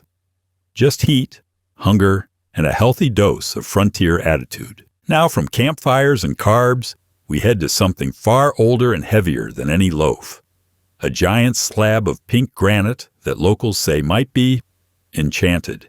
The Enchanted Rock State Natural Area near Fredericksburg is a massive pink granite dome. Enchanted Rock doesn't just sound magical, it feels magical. Rising from the hill country like a geological UFO, this massive pink granite dome has loomed over central Texas for eons. At 425 feet tall and covering 640 acres, it's not a mountain, it's not a hill, it's a mood. The rock's been drawing humans for thousands of years. Native tribes considered it sacred. Spanish explorers scratched their heads at it, and modern hikers now trudge up its steep, shimmering face to earn their Instagram-worthy view. At sunrise and sunset, the granite glows with an eerie pink-orange hue, like the earth is blushing. Or warning you, Enchanted Rock's mystique isn't just in its size or color. It's in the whispers. Wind moans through cracks and crevices. Some swear the rock sings. Others claim they've seen ghost fires or heard voices. Legend says spirits haunt the summit, which honestly makes sense. Climb it in the summer and you'll become one. Whether you believe the legends or just like a good hike, there's no denying Enchanted Rock is one of Texas's most surreal natural wonders. And just down the road, a town so charming, so tiny, and so musically laid back, it barely qualifies as real life. The town of Luckenbach, Texas, is known for its small-town charm and country music scene. Luckenbach isn't really a town, it's a vibe with a zip code. Tucked away in the Texas Hill Country, it has a population you could fit in a pickup truck, yet it's world famous. Why? Because it turned a saloon, a general store, and a dance hall into a country music sanctuary that's more spiritual than structural. Immortalized in the 1977 Waylon Jennings hit Luckenbach, Texas, Back to the Basics of Love, the town became a symbol of everything laid back and real. This is where outlaws with guitars found peace, poets with twang found an audience, and tourists with cameras found the meaning of don't overthink it. The post office? Still operational, barely. The bar? Legendary. The dance hall? Echoes with decades of acoustic heartbreak and beer-fueled two-steps. You don't need a plan when you visit Luckenbach. You just need boots, an open heart, and maybe a harmonica in your back pocket. It's a town that reminds you to slow down, grab a Lone Star, and strum something honest under a pecan tree. And while its charm is rooted in music, Luckenbach's story runs parallel to another presidential tale born deep in Texas soil. The first Texas-born U.S. president was Dwight D. Eisenhower, though he is often associated with Kansas. Lyndon B. Johnson was the first Texas resident U.S. president. Texas may be full of big characters, but only two of them made it all the way to the Oval Office. And both are deeply tied to Lone Star legend in very different ways. The first Texas-born president, Dwight D. Eisenhower. Born in Denison, Texas, in 1890. Though he grew up in Kansas and spent most of his adult life on battlefields and in boardrooms, his origin story is pure Texan. Just don't expect him to have an accent or talk about brisket. Then comes Lyndon Baines Johnson, the first U.S. president to truly live in Texas. Raised in the hill country near Stonewall, LBJ never really let the state out of his blood. He taught school in Cotulla, ran cattle on his ranch, and eventually ran the country with the same intensity he applied to Texas politics. Gruff charm, sweeping gestures, and absolutely zero chill. Their presidencies couldn't have been more different. Eisenhower was the composed general. LBJ was the legislative bulldozer. But both carried Texas with them, its scale, its swagger, and its sense of destiny. And if Texas shaped presidents, it definitely knew how to throw a party, especially one centered around sausage and steins. The Wurstfest in New Braunfels is an annual celebration of German culture and sausage. Welcome to Wurstfest, where beer flows like water. Bratwurst sizzles on every corner, and lederhosen become strangely acceptable. Held every year in New Braunfels, this 10-day festival is a glorious collision of German heritage and Texas hospitality, aka meat, music, and mayhem in a beer tent. Founded in 1961 as a one-day sausage appreciation event, because of course that's a thing, Wurstfest has since ballooned into a full-blown cultural rager. Think polka bands, stein-holding contests, carnival rides, chicken dancing, and more sausage varieties than a delicatessen in Munich. The town's German roots run deep. Settled by immigrants in the 1800s, New Braunfels is basically a Bavarian village with a Texas zip code. Wurstfest leans hard into that identity, serving schnitzel, sauerkraut, strudel, and plenty of beer under the autumn sky. Locals treat it like a holiday. Visitors treat it like Oktoberfest with armadillos. And somewhere in the mix of brass bands and clinking glasses, you'll realize this isn't just about food. It's about community, tradition, and enjoying life while dressed like a folktale.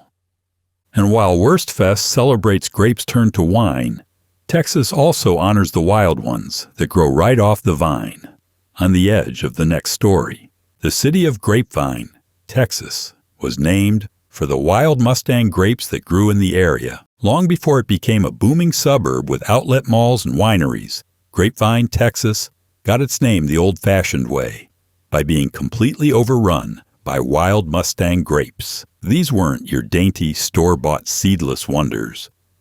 These were rugged, sour, and borderline feral, the kind of grapes that grew where they wanted, when they wanted, with the taste of the land baked into their skin. Early settlers didn't just admire them. They named the place after them. Grapevine Prairie, they called it. Over time, the name was shortened, but the legacy stayed. These grapes were the scrappy pioneers of Texas viticulture, paving the way for an entire industry that now includes award-winning wines and very enthusiastic tasting rooms. Today, Grapevine embraces its name with open vines. There's a wine trail, a grape fest, and more vineyard tours than your liver probably wants to deal with in one weekend. But it's not just about the drink, it's about the roots. Those gnarly, twisting vines that remind everyone this land, long before it had zip codes, was already giving out gifts. And speaking of natural wonders that belong to everyone, the next stop takes us beyond the grapes and into the wild world of state parks, 90 of them to be exact. The Texas Parks and Wildlife Department manages more than 90 state parks. In Texas, when you say the great outdoors, you better mean it. The Texas Parks and Wildlife Department oversees a sprawling empire of more than 90 state parks, stretching from bayous and beaches to deserts and dense pine forests. It's a portfolio of natural drama and outdoor excess, curated with both reverence and an occasional side of mosquito repellent. These aren't just plots of dirt with picnic tables. These are geological museums, living zoos, historical reenactment zones, and sometimes the only place where you can truly hear yourself think or scream, depending on the snake situation. You want canyons? Got 'em. Swamps? Yep. Mountains? Surprise. Those too. Each park has its own personality. Some are all about solitude and stargazing. Others invite you to kayak, hike, camp, or roast s'mores while raccoons stare at you like tiny judging bandits. There are ghost towns, battlefields, springs, caves, and places so quiet they hum with the sound of wind and your own overactive thoughts. Whether you're a hardcore hiker or a hammock and a beer kind of nature enthusiast, Texas has a park that's waiting to make you feel small in the best possible way. And just when you think it's all trees and tranquility, here comes a flashback to 1960, when political fire met sweetened tea. The Texas Tea Party in Dallas in 1960 was an early gathering of conservative activists. Before the Tea Party became a modern political movement, Texas had already brewed its own blend back in 1960. Strong, stirred, and slightly bitter. The original Texas Tea Party in Dallas wasn't about taxes on Earl Grey. It was a rallying cry of conservative activists who wanted smaller government, bigger defense, and a Texas-sized helping of red, white, and blue righteousness. Taking place in the lead-up to the Kennedy era, this early gathering was more ideological than physical. Flyers, speeches, grassroots organizing. It was the quiet, intense simmer of a political shift. Dallas, even then, was known for its stark opinions and louder-than-average opinions about federal power. This Tea Party wasn't spilling hot gossip. It was setting the stage. The event reflected a growing resistance to liberal trends in national politics, especially around civil rights, spending, and perceived federal overreach. It didn't make national waves immediately, but its influence echoed. These were the early architects of modern conservatism, gathering in auditoriums, mailing out pamphlets, and whispering into microphones with fire in their throats. It wasn't a riot. It wasn't a revolution, but it was a beginning. And just outside all that rhetoric and resistance, the quiet town of Ferris was quietly churning out something very different. Bricks. Lots and lots of bricks.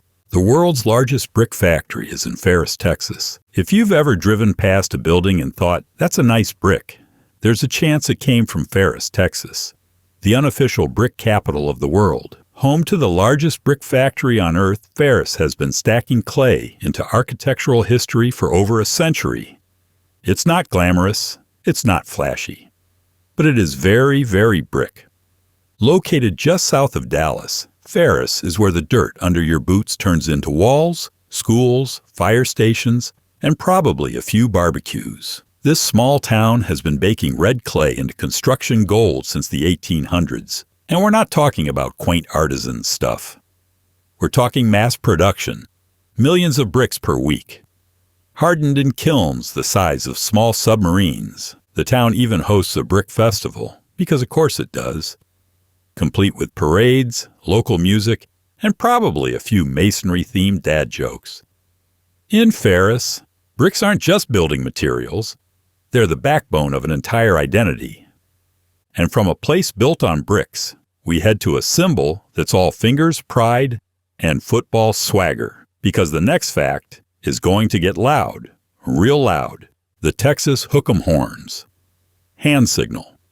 Originated at the University of Texas at Austin. You can spot it across stadiums, in graduation photos, even in awkward wedding poses. The hook'em horns hand signal is the University of Texas's unofficial bat signal. Index and pinky extended, middle fingers tucked, and pride oozing from every tendon. Originating in the 1950s, this now iconic gesture quickly grew from a student cheer to a statewide symbol of loyalty, rivalry, and slightly confusing hand anatomy. It's supposed to represent the head of a longhorn, of course, the school's legendary mascot. But over time, it's become more than that. It's a rallying cry, a challenge, a statement. It says, "We don't just root for our team, we are the team." Used during football games, tailgates, and even political events, awkwardly in some international contexts, the hook'em sign carries serious energy. It unites fans across generations and serves as an unspoken code of camaraderie. But don't confuse it with a heavy metal salute, unless you're prepared for a lecture and possibly a bar fight. And while hands go high at UT, things are about to get weird again, because we're heading into the wild naming history of a town that sounds like a bad dad joke come to life. The town of Ding Dong, Texas, got its name from the two founding families, the Ding family and the Dong family. Yes, Ding Dong, Texas is real. No, it's not a typo. And yes, it's exactly as hilarious as it sounds. Nestled in Bell County, of course it is, Ding Dong was named in the 1930s when the Bell family, no relation to the county but somehow cosmically aligned, decided to paint a store sign with literal bells labeled Ding and Dong. And just like that, a town was christened. It wasn't named after the snack cake. It wasn't a joke that got out of hand. It was just art, bad art, or brilliant marketing. The sign, which hung outside a general store, became such a local hit that the name stuck. And the Postal Service, either out of indifference or sheer amusement, decided to go along with it. Today, Ding Dong is a blip on the map with a legendary name that lives in trivia lists, state lore, and the hearts of every road-tripping tourist desperate to take a picture next to the town sign. It's proof that in Texas, even the smallest places carry the biggest personalities. And next up, we're going full circle. Back to the dust, the danger, and the glory of rodeo, the state sport. The official state sport is rodeo. If Texas were a movie, rodeo would be the action sequence. Dust flying, ropes spinning, bulls bucking like they've got a personal grudge against gravity. It's chaos wrapped in cowboy hats and adrenaline. So naturally, Texas made it official. In 1997, rodeo was named the state sport, and honestly, what else could it have been? Rodeo isn't just entertainment here. It's heritage on horseback. It's the original extreme sport, born from the daily dangers of ranch life, branding cattle, breaking wild horses, chasing down strays, and turned into a spectacle with rules, prize money, and enough belt buckles to sink a small canoe. Events like barrel racing, steer wrestling, and bronc riding aren't sideshows. They're rituals. Kids grow up dreaming not of the NFL, but of rodeo circuits and 8-second rides. Towns across Texas host rodeos the way other places host bake sales. And winning? That's not just about trophies. It's about respect, grit, and leaving with all your limbs still attached. From big city stadiums to dirt floor arenas in nowhere towns, rodeo is where Texas proves its toughness. But before the crowds and the chaps, Texas was a Spanish colony, and one of its oldest structures still stands tall, with cannons, ghosts, and serious historic drip. The Presidio La Bahia in Goliad is one of the best preserved Spanish colonial forts in the U.S. Down in Goliad, nestled beside the San Antonio River, stands a fortress that predates most states, cities, and pretty much everything that runs on electricity. Presidio La Bahia is one of the best preserved Spanish colonial forts in the entire United States. And walking into it feels like crossing a historical force field. Built in the 1700s by the Spanish Empire, La Bahia served as a military stronghold, mission protector, and general warning that the Crown owns this place, so behave. Thick limestone walls, narrow watchtowers, and a tiny chapel give it an almost cinematic feel. If your movie tastes lean toward revolution, gunpowder, and candlelit betrayal, this is the site of the Goliad Massacre, where nearly 400 Texian soldiers were executed in 1836 during the Texas Revolution. It's a chapter often overshadowed by the Alamo, but no less critical or tragic. Today, the Presidio stands not just as a monument, but as a memory, echoing with stories of resistance and resolve. You can tour it, stay in the old officers' quarters, and even light a candle in the chapel that's still in use. But don't get too relaxed, because just east, there's a town that owes its entire identity to a sweet white powder and a factory that turned it into fame. The city of Sugar Land, Texas, was named for the Imperial Sugar Company refinery located there. You know a town means business when it names itself after dessert. Sugar Land, Texas didn't just earn its name, it refined it, literally.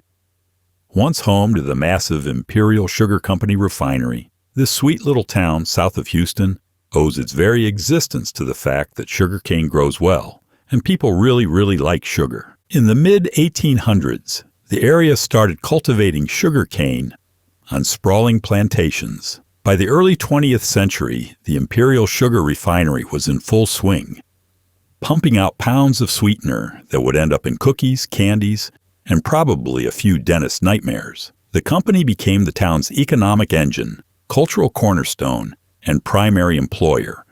So much so that when it came time to name the place, they kept it simple: Sugar Land. Today, the refinery is no longer operational, but the town hasn't shaken its legacy.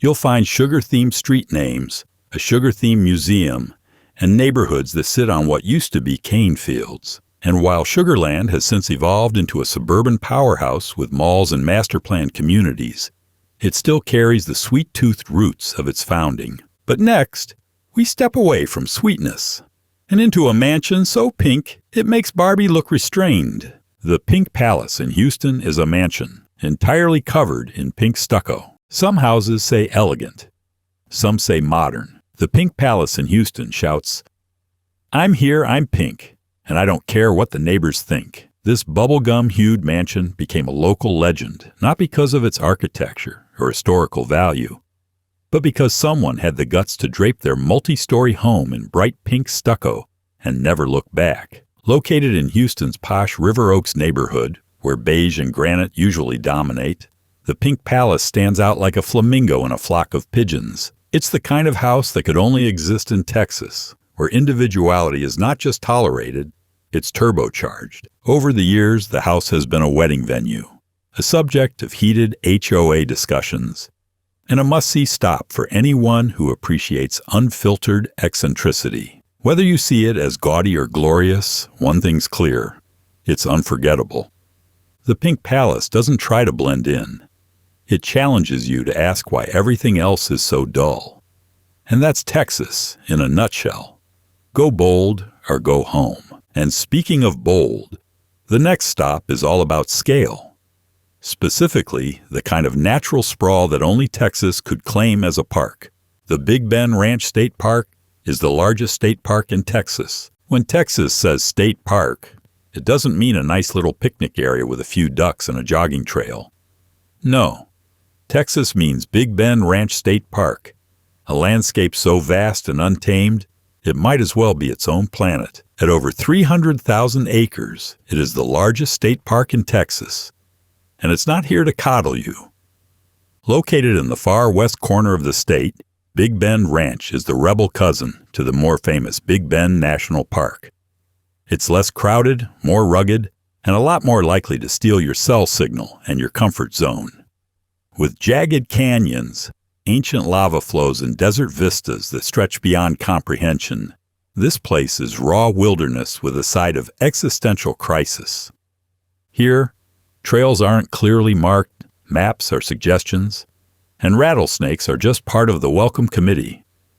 You can hike, bike, ride horses, or just sit on a rock and wonder why you thought a solo trip was a good idea. But for those brave enough to embrace it, the park offers solitude, stars, and a silence so pure it hums. And after all that isolation, it's time for a detour into something utopian. Literally, the town of Utopia, Texas, was named by its founders who believed it was a perfect place to live. Welcome to Utopia, Texas, a town with a name so ambitious it basically challenges the universe to disagree. Nestled in the hill country, this charming speck on the map was given its lofty name by 19th century settlers who took one look at the green hills, the Sabinal River, and the calm surroundings and said, "Yep, perfection. Let's call it Utopia." And who can blame them? With scenic landscapes, zero traffic, and a population that hovers around a few hundred, Utopia seems designed for postcards and existential peace. It's the kind of place where people wave with their whole hand, deer stroll through town like residents, and stress is something you vaguely remember from the internet. The town's fame briefly spiked when it served as the setting for a feel-good golf movie starring Robert Duvall, because even Hollywood couldn't resist the name. But beyond the celluloid moment, Utopia has maintained its tranquil, slow-motion rhythm, untouched by the chaos of modern sprawl. It's Texas at its most idealistic, a place where you can still see stars at night, know your neighbor's dog by name, and maybe believe, just for a second, that perfection isn't such a silly idea after all. The Texas state capitol, Dome, has a goddess of liberty statue on top. Everything's bigger in Texas, including symbolism. Sitting atop the Texas state capitol dome is not just any weathered ornament or weather vane. It's the goddess of liberty. She's 8 feet tall, made of zinc, because nothing says immortal freedom like heavy metal, and she's been quietly staring down Austin traffic since 1888. This isn't just decorative flair. The statue is a nod to classical ideals, justice, independence, and the unshakable belief that Texas is the center of the known universe. With a sword in one hand and a golden lone star in the other, she looks less like a Greek muse and more like she's about to declare sovereignty. The original goddess of liberty was replaced in 1986 after nearly a century of harsh Texas weather, bird poop, and existential scrutiny from below. The new version looks identical, but comes with reinforced materials and a better skincare routine. The statue's placement, 300 feet above ground, means most Texans never see her up close, but they feel her presence. She's the silent guardian of the pink granite fortress below, a symbol of state pride and high-altitude drama. And while the dome reached skyward, Texans were already turning their eyes toward ground-level excitement in 1853. With a fair that would become a state institution, the first Texas State Fair was held in Houston in 1853. Before there were midway rides, deep-fried absurdities, or 55-foot talking cowboys, there was Houston in 1853. That year, the first Texas State Fair rolled into town with all the charm of an ambitious barn party and all the potential of a cultural juggernaut. It was part exposition, part livestock show, part social event. Farmers showed off their prize pigs.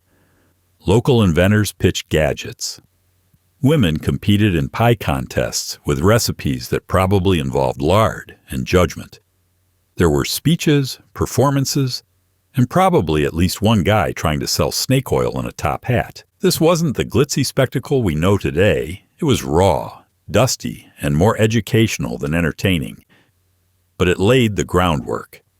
The idea that Texas could come together to celebrate its agriculture, culture, and overachieving sense of self-worth was born right there in Houston. The fair would later move to Dallas and grow into the colossus we recognize today. But its roots are humble and unmistakably Texan.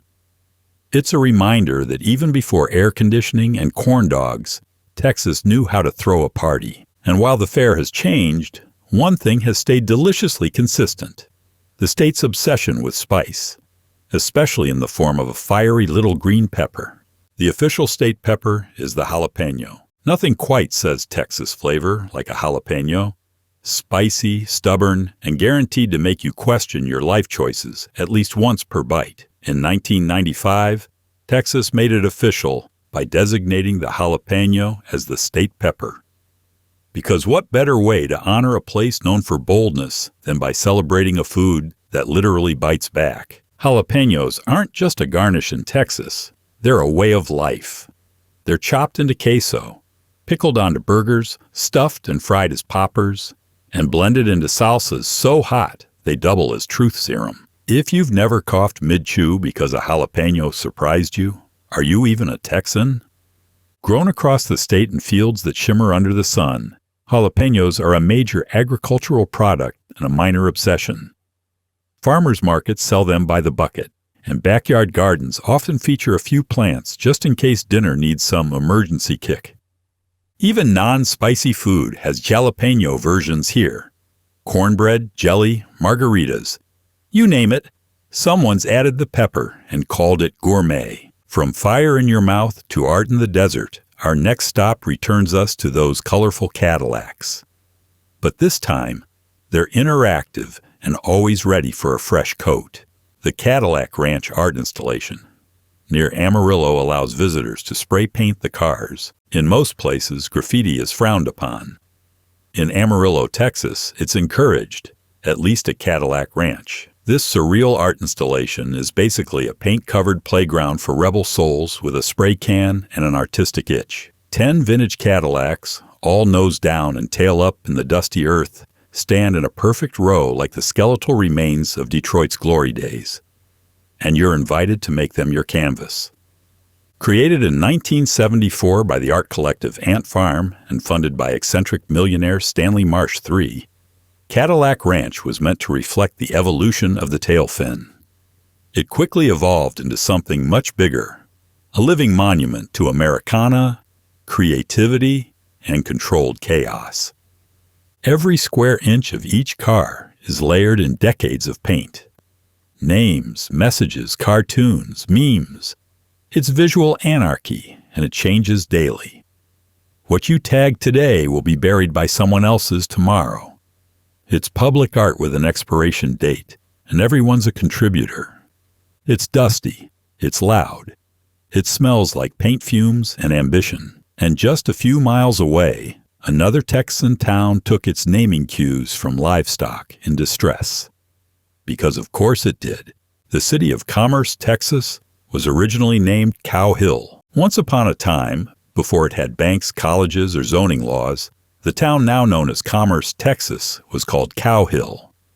Because why lie? The area was hilly, and there were cows. Simplicity at its finest.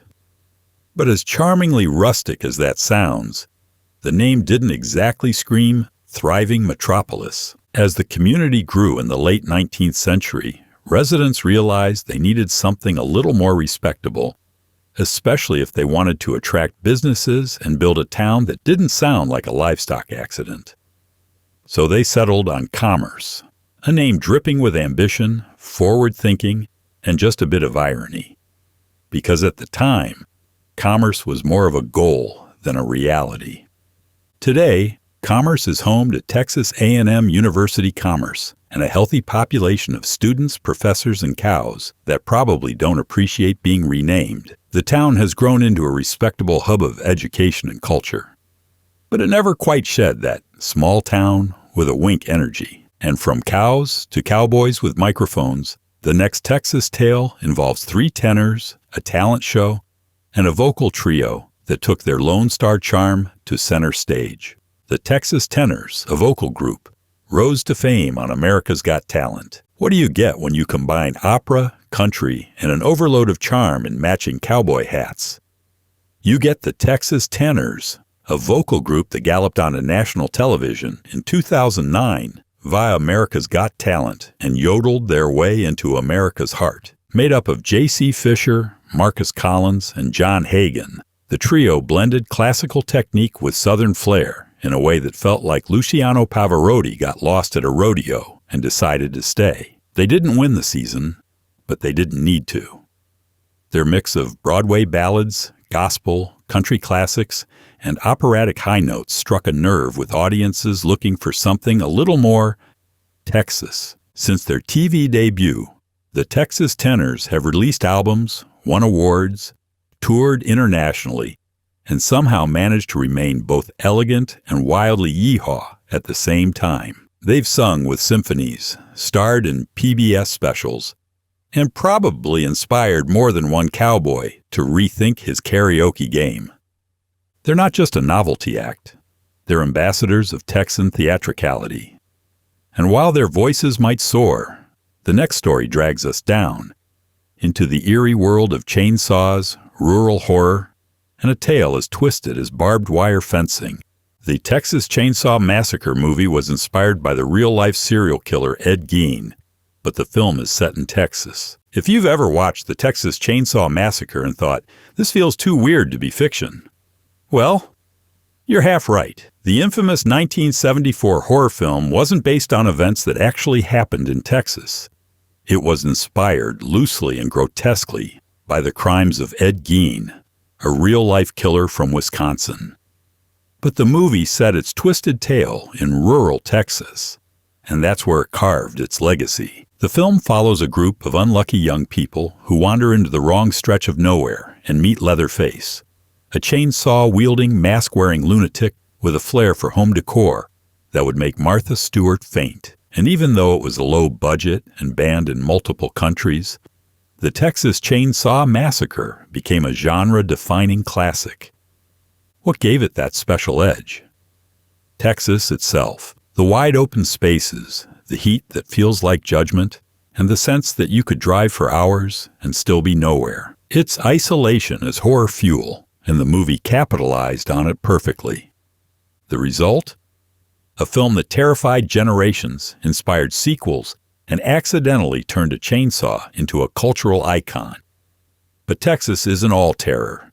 It also strums a sweeter tune. Up next, a musical symbol that's always in tune with the soul of the state. The official state musical instrument is the guitar. Of all the instruments that could have been chosen, banjos, fiddles, maybe even a washboard or two, Texas went with the most iconic of them all. The guitar, declared the official state musical instrument in 2001. The guitar isn't just wooden strings here. It's storytelling. It's rebellion. It's Saturday nights and heartbreak in chord form. Why the guitar? Because Texas music is as vast and varied as its geography. From Willie Nelson's soulful twang to Stevie Ray Vaughan's electric fire, from Buddy Holly's rockabilly roots to Selena's Tejano rhythms, the guitar has been the backbone of it all. Acoustic, electric, slide, Spanish, you name it, Texas has strummed it. You'll find guitars in honky-tonks, churches, coffee shops, and dive bars across the state. They're passed down like heirlooms, painted on murals, and hung on walls like sacred artifacts. In Texas, a guitar isn't just played, it's lived through. It's the companion of cowboys, the weapon of protest singers, and the soul of singer-songwriters who know how to make a crowd cry with 3 chords and the truth. And while the guitar lifts your spirit, our next stop takes you higher. Literally, welcome to a Texas tower built for breathtaking views and high-altitude drama. The Tower of the Americas in San Antonio offers panoramic views of the city. If you've ever looked at downtown San Antonio and thought, this is nice, but I wish I could see it from a spinning spaceship restaurant, You're in luck. The Tower of the Americas rises 750 feet above Hemisphere Park, offering a panoramic view of the city and a healthy dose of vertigo for anyone who looks straight down. Built for the 1968 World's Fair, the tower was a bold move. San Antonio wanted a structure that screamed futuristic in a decade that gave us moon landings and lava lamps. The result was this sleek concrete rocket of a building, topped with a revolving restaurant and an observation deck that feels like you're floating above the Alamo. From the top, you can spot the Riverwalk winding through the city, missions dotting the horizon, and planes landing way too close for comfort. At night, it's even better. San Antonio lights up like a circuit board, and the tower glows like a beacon for tourists who forgot where they parked. It's not just a monument, it's a moment. The kind of place you visit to propose, to impress out-of-towners, or to just feel like you're on top of Texas. Even if the elevator ride makes you reconsider your life choices. And from the heights of urban awe, we drop into the cheerfully named town that radiates positivity like it's part of the zip code. The town of Happy, Texas, was named by its optimistic founders. Only in Texas could a town be named with the kind of hopeful simplicity usually reserved for motivational posters. Welcome to Happy, Texas, a place that sounds like a greeting card, feels like a 1950s sitcom, and dares you to be cynical while passing through. Originally named after nearby Happy Draw, which was reportedly a good watering spot that pleased weary cowboys, the town's name quickly became a whole personality. Happy is small, like blink and you miss it small. But what it lacks in population, it makes up for in branding. With slogans like, "The town without a frown," it fully leans into its sunshine-soaked identity. Of course, the irony is delicious. With tumbleweeds blowing through and droughts not uncommon, Happy still finds a way to keep the optimism alive. Locals wear the name like a badge of honor. Tourists stop just to take selfies with the welcome sign. And somewhere, probably, there's a cow named Joy. It's a reminder that in a state full of hard names, cut and shoot, gun barrel city, there's still room for one that just wants you to smile. And speaking of room, how about one of the world's largest municipal parks right in the heart of Houston? The world's largest municipal park, Memorial Park, is in Houston. Houston is known for traffic, humidity, and having more air-conditioned square footage than any place on Earth. But it also boasts something else colossal and surprising. Memorial Park, the largest municipal park in the United States. Clocking in at over 1,500 acres, it's a green lung in the middle of the concrete sprawl, a place where the city exhales. Originally a World War I military training camp, the land was later purchased and donated to the city as a memorial to the soldiers who never made it home. Today, it's a sprawling haven of trails, trees, golf courses, softball fields, and squirrels with questionable boundaries. People come here to run, to cycle, to picnic, and sometimes just to get away from the jackhammer symphony of Houston construction. There's even a world-class running trail, the Seymour Lieberman Trail, that loops around like a fitness cult reunion. But what makes Memorial Park stand out isn't just its size, it's its soul. It's a reminder that even in a megacity obsessed with expansion, there's still room for nature to breathe. Now lace up your boots, because while the park's big, the next fact brings the rhythm, the square steps, and Texas's most coordinated cultural export.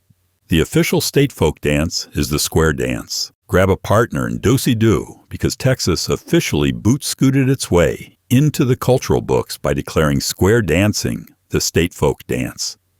And really, could it have been anything else? This is the dance of county fairs, school gymnasiums, and family reunions that inevitably end in someone yelling "Promenade left" and hoping grandma doesn't twist an ankle. Square dancing in Texas isn't just tradition, it's muscle memory. Taught in schools, performed at festivals, and fueled by fiddles, it blends rhythm with teamwork and just a touch of cowboy swagger. It's part barn dance, part choreography, part light cardio for people who think line dancing is too straightforward. Each move has a name, a purpose, and a built-in excuse to spin someone until they forget what century it is.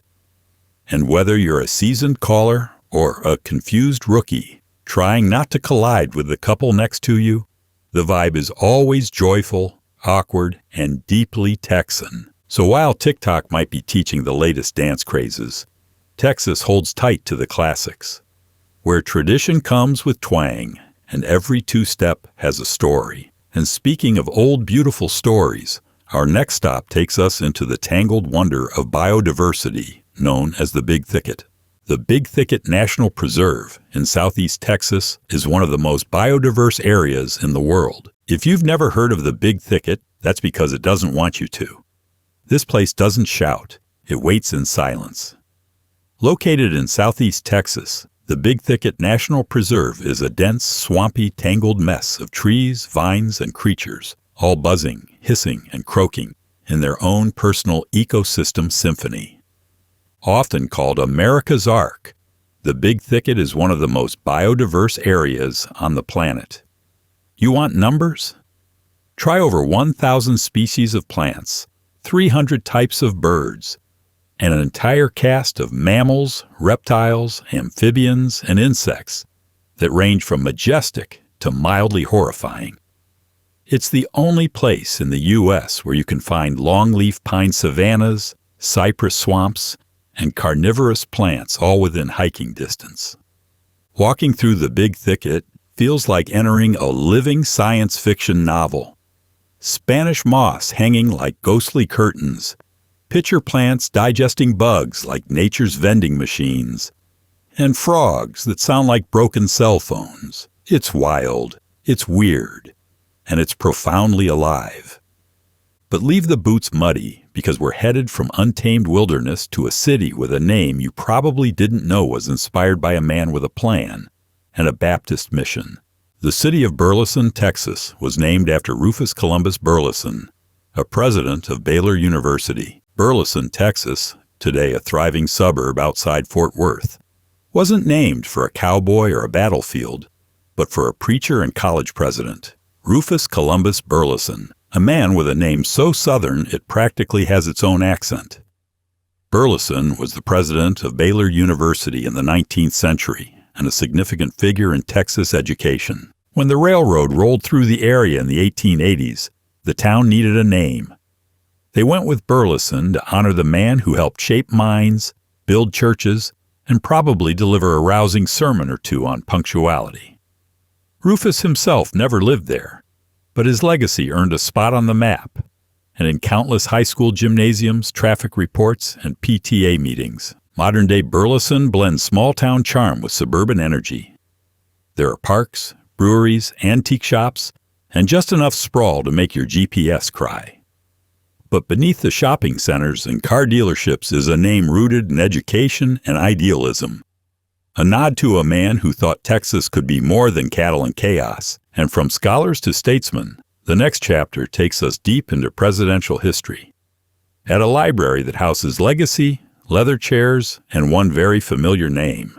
The George H.W. Bush Presidential Library and Museum is located in College Station. College Station isn't just the home of the Aggies and Texas A&M. It's also where you'll find the George H.W. Bush Presidential Library and Museum, a sprawling campus of memory and monument dedicated to the 41st President of the United States. Opened in 1997, the library is more than just a warehouse of declassified memos and awkward family portraits. It's a living archive of a life steeped in diplomacy, war, politics, and parachuting out of planes well past retirement age. Inside, visitors can explore exhibits that range from the Cold War to the Gulf War, from diplomatic dinners to the quirky contents of Bush's Oval Office desk. There's also a full-scale replica of the White House Situation Room, a piece of the Berlin Wall, and a statue of Bush's beloved dog, Millie.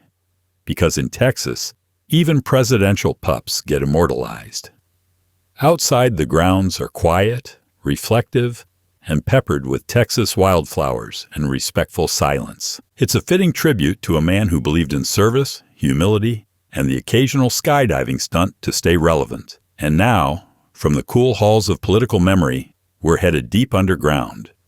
To where Texas sparkle is forged in geological chaos, the official state gemstone is the Texas blue topaz. Texas doesn't just dig for oil, it also digs for beauty.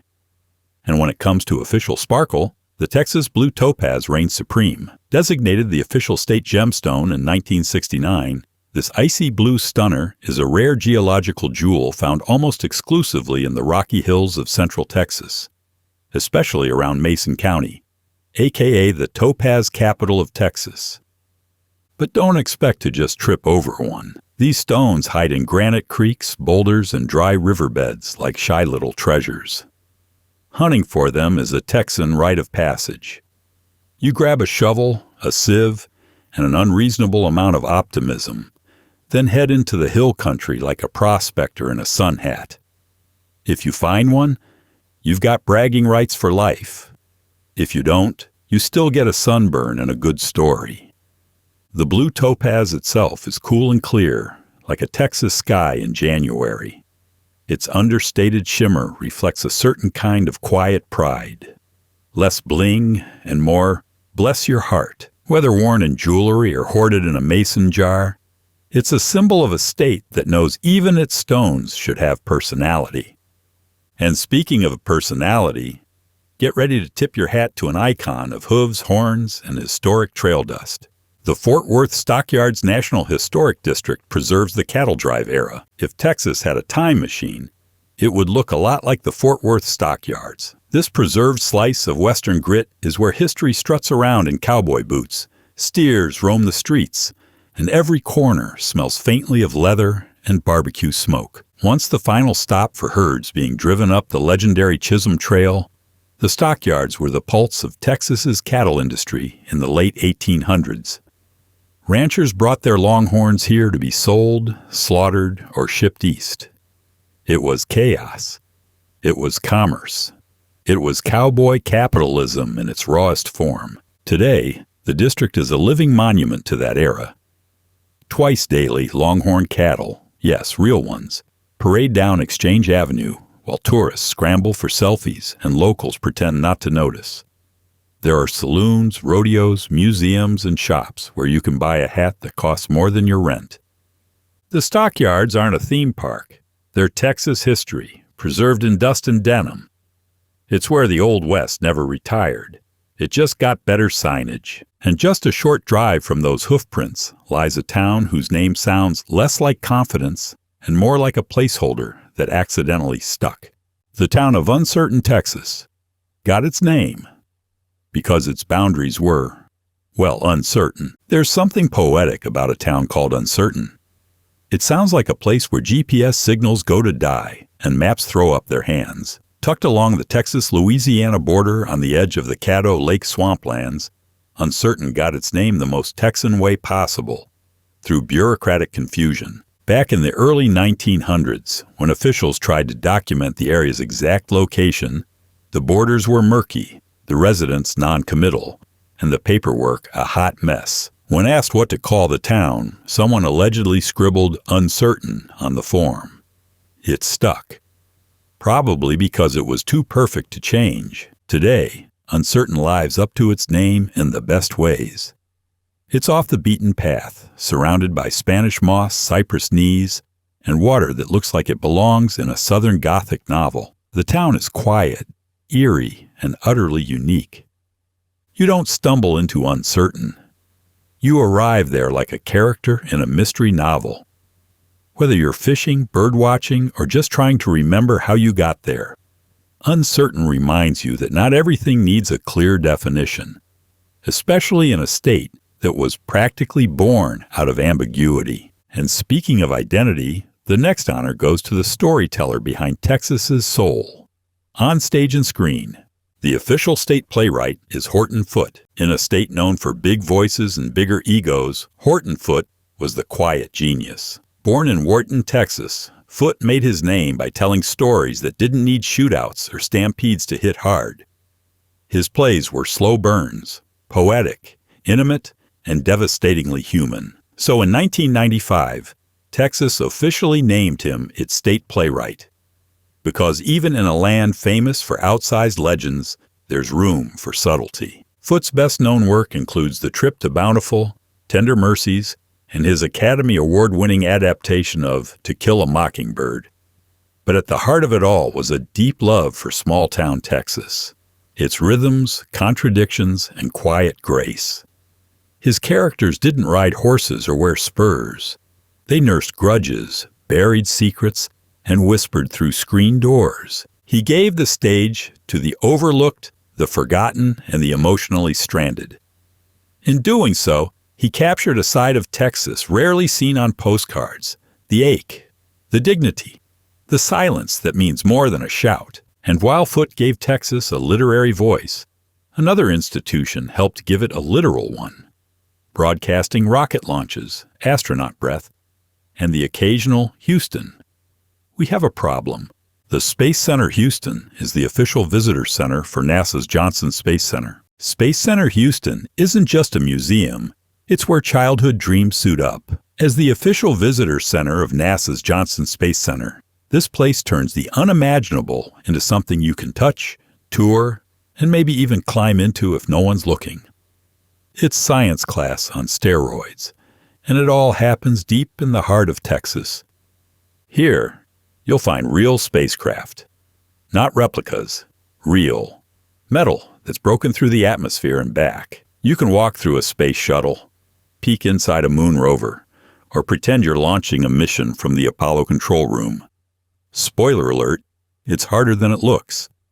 But this isn't just nostalgia. Space Center Houston is alive with innovation. Exhibits that track current missions, robotics demonstrations, even astronaut training simulations. You might run into a real-life astronaut, or at least someone who looks like one and knows how to say zero gravity with authority. This is the ground control that made history. And in true Texas fashion, it does so with spectacle and style. Rockets, suits, lunar rocks. It's a cosmic carnival in air-conditioned splendor. And now that we've explored the stars, let's bring things back down to earth. And peaches. Lots and lots of peaches. The city of Weatherford, Texas, is known as the peach capital of Texas. If you can smell summer before you feel it, you're probably in Weatherford. Known as the peach capital of Texas, this town takes fruit more seriously than some people take college football. Here, peaches are more than produce. They're a point of pride, a calendar event, and possibly a religion. Every July, Weatherford holds its Peach Festival, a delirious blend of carnival, cookout, and fruit-based hysteria. We're talking peach cobbler, peach ice cream, peach salsa, peach-themed crafts, and at least one guy who insists his peach pie changed someone's life. The festival pulls in thousands, all chasing that perfect sun-warmed bite of Texas summer. But beyond the event, the town genuinely grows the stuff. Orchards dot the outskirts, and roadside stands pop up like mushrooms after rainstorms, offering bags of fresh peaches that make you forget grocery store fruit ever existed. Weatherford's love of peaches isn't just marketing. It's rooted in history, soil, and the kind of stubborn local pride that could probably pit a peach with sheer will. And speaking of things rooted in Texas soil, our next stop is a stately tree with both literal and legislative roots, the state's native tree. The official state native tree is the pecan tree. Texas doesn't just grow pecans, it is pecans. The official state native tree, the pecan, pronounced pucan or pecan, depending on how long you've lived here and how ready you are to start a fight, is as Texan as barbecue and borderline speed limits. It was adopted as the state tree in 1919, and it's been quietly dropping buttery gold on lawns, roadsides, and windshield wipers ever since. Pecan trees are slow-growing giants. They stretch their limbs wide, offering shade that's basically an air conditioner in leaf form. And when harvest season rolls around, it's game on. Families scramble to gather fallen pecans by the bucketful, turning them into pies, pralines, and, Just one more handful snacks that mysteriously disappear by the hour. There's a reason the pecan shows up in state parks, on courthouse lawns, and in backyard legends about that tree Grandpa planted after the war. It's not just about the nuts, it's about legacy. These trees live for generations. They feed you, shelter you, and occasionally dent your car if you park too close. And if you're craving more horsepower than a tree can offer, Texas has just the place for speed, spectacle, and Sunday screaming. The Texas Motor Speedway in Fort Worth is one of the largest sports facilities in the United States. Let's be clear. The Texas Motor Speedway isn't just a racetrack. It's a 1.5-mile, 20-degree banked monument to noise, rubber, and raw American adrenaline. Located in Fort Worth and nicknamed the Great American Speedway, this colossus can seat over 150,000 fans. That's not a sports venue. That's a city with a jumbotron and a constant smell of high-octane fuel. Opened in 1996, the Speedway hosts major NASCAR and IndyCar events, and once inside, you realize everything's been supersized to Texas standards. Giant screens? Check. Helicopter parking? Absolutely. Enough beer and brisket to drown your sense of danger? You bet. On race day, the place transforms into a thunderous coliseum. Engines roar like mechanical dragons. Fans wear ear protection and fashion statements simultaneously. And somewhere in the chaos, someone is screaming, "Woo!" for no reason other than it feels right. It's not just about speed, it's about spectacle. Fireworks, live music, tailgates, pyrotechnics. This isn't a sporting event. It's a full-blown sensory invasion. If Texas had an Olympic event, it would probably look exactly like this. Fast, loud, and unreasonably proud. Now leave the track behind, because the next destination takes us to a town with one of the strangest ranch-related origin stories imaginable. The town of Muleshoe, Texas, was named after a ranch where a mule lost a shoe. Muleshoe, Texas. Say it out loud.